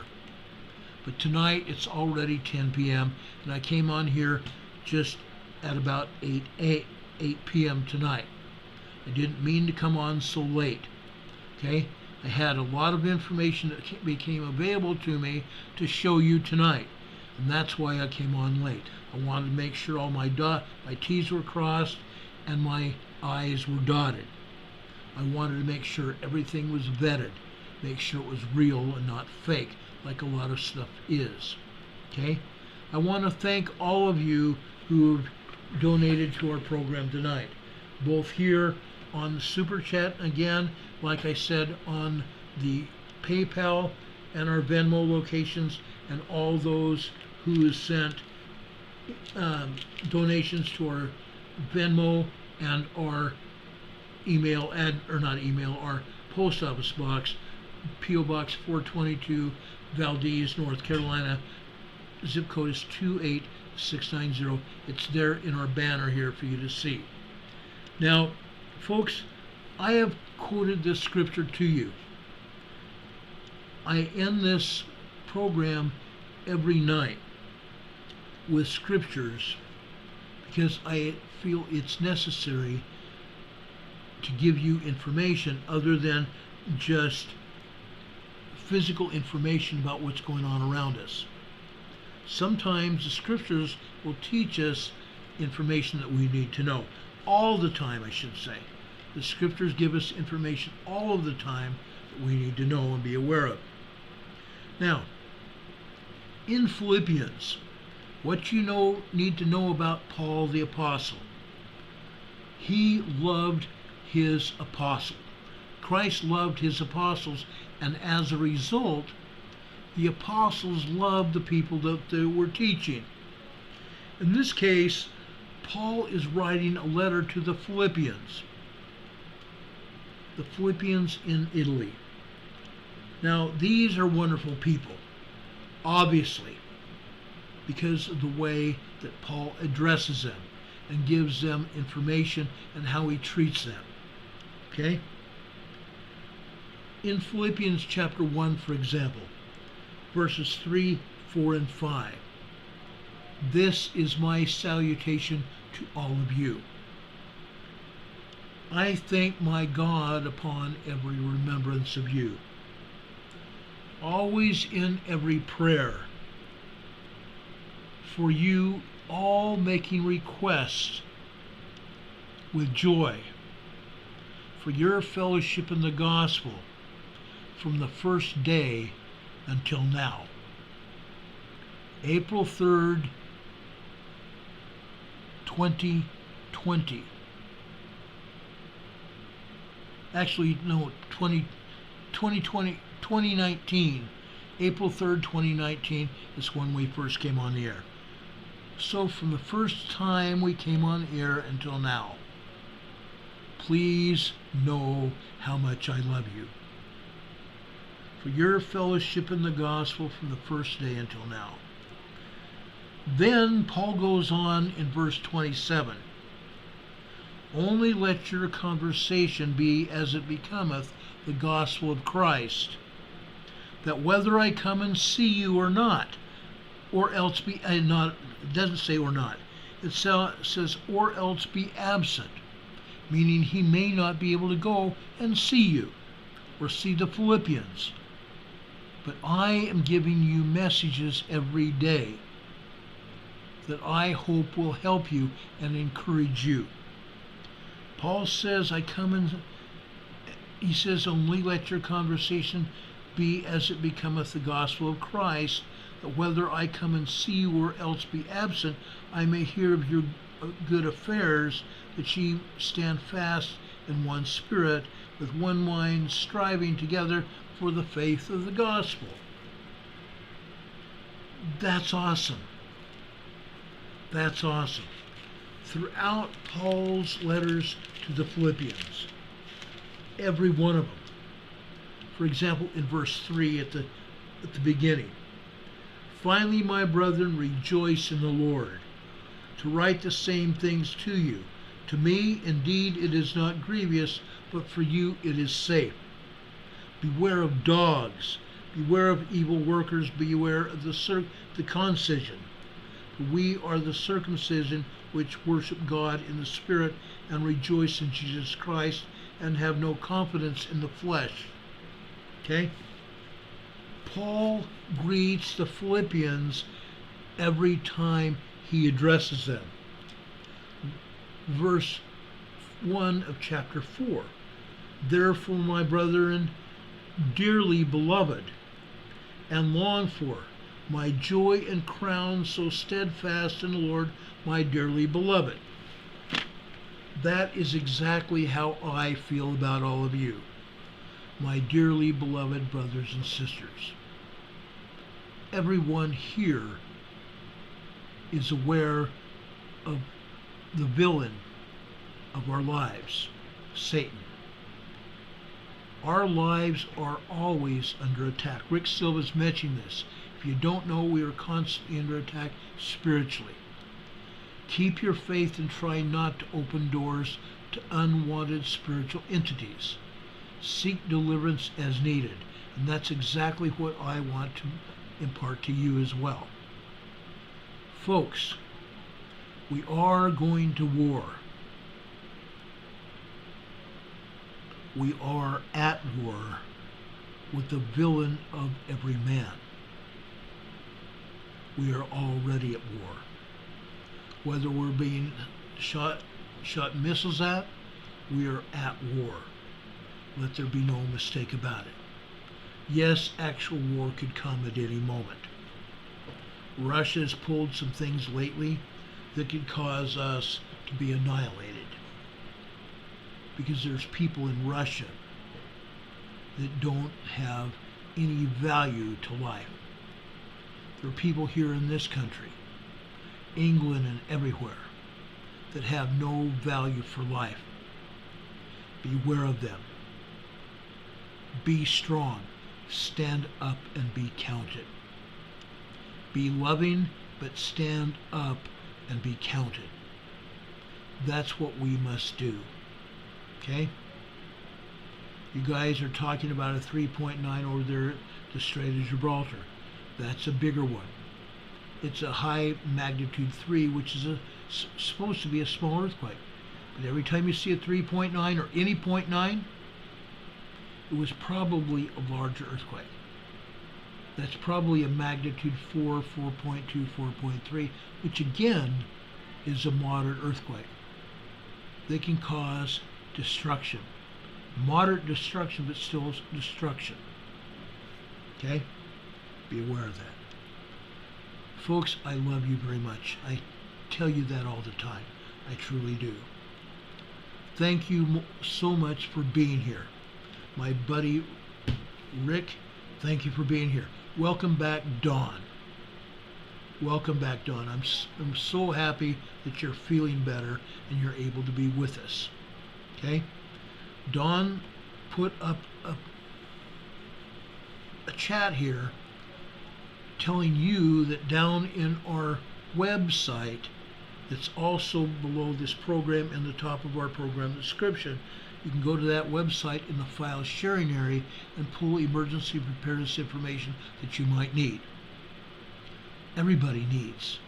That's why I put it there. Very important information that I've compiled over the years, and I'm giving it to you free. And I'll be adding to it in the coming weeks and months. Everybody needs that information, and I give it to you freely. I have in the past charged $50 a piece for anybody come to any one of my talks that I've given. That's how much I get paid to go out to talk. That's how much an hour I get paid to go to disaster drills. I think it's important enough to give you all information that you're going to need to be strong and to stand up and to be able to recover from events that are going to happen. They are happening. God bless you all. Okay? I will always say that from now until doomsday. I will always say that, and I mean it. May God bless you and your families. As Walter Cronkite has said in the past, yes, I had actually met him, I count him as a friend. He said, and that's the way it is. Monday, September 4th, 2023. For Emergency Management Associates, my name's Ron Tyler.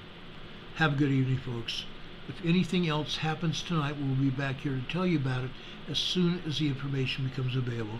Until then, take care, have a good evening, enjoy your night.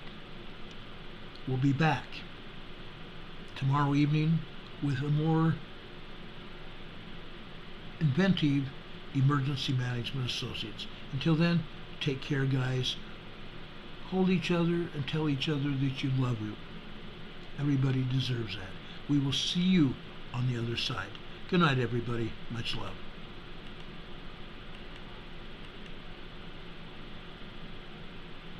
Sorry about that. Didn't mean to. There you go. Oh boy, you got picture. How about that? There you go. Have a good night, folks.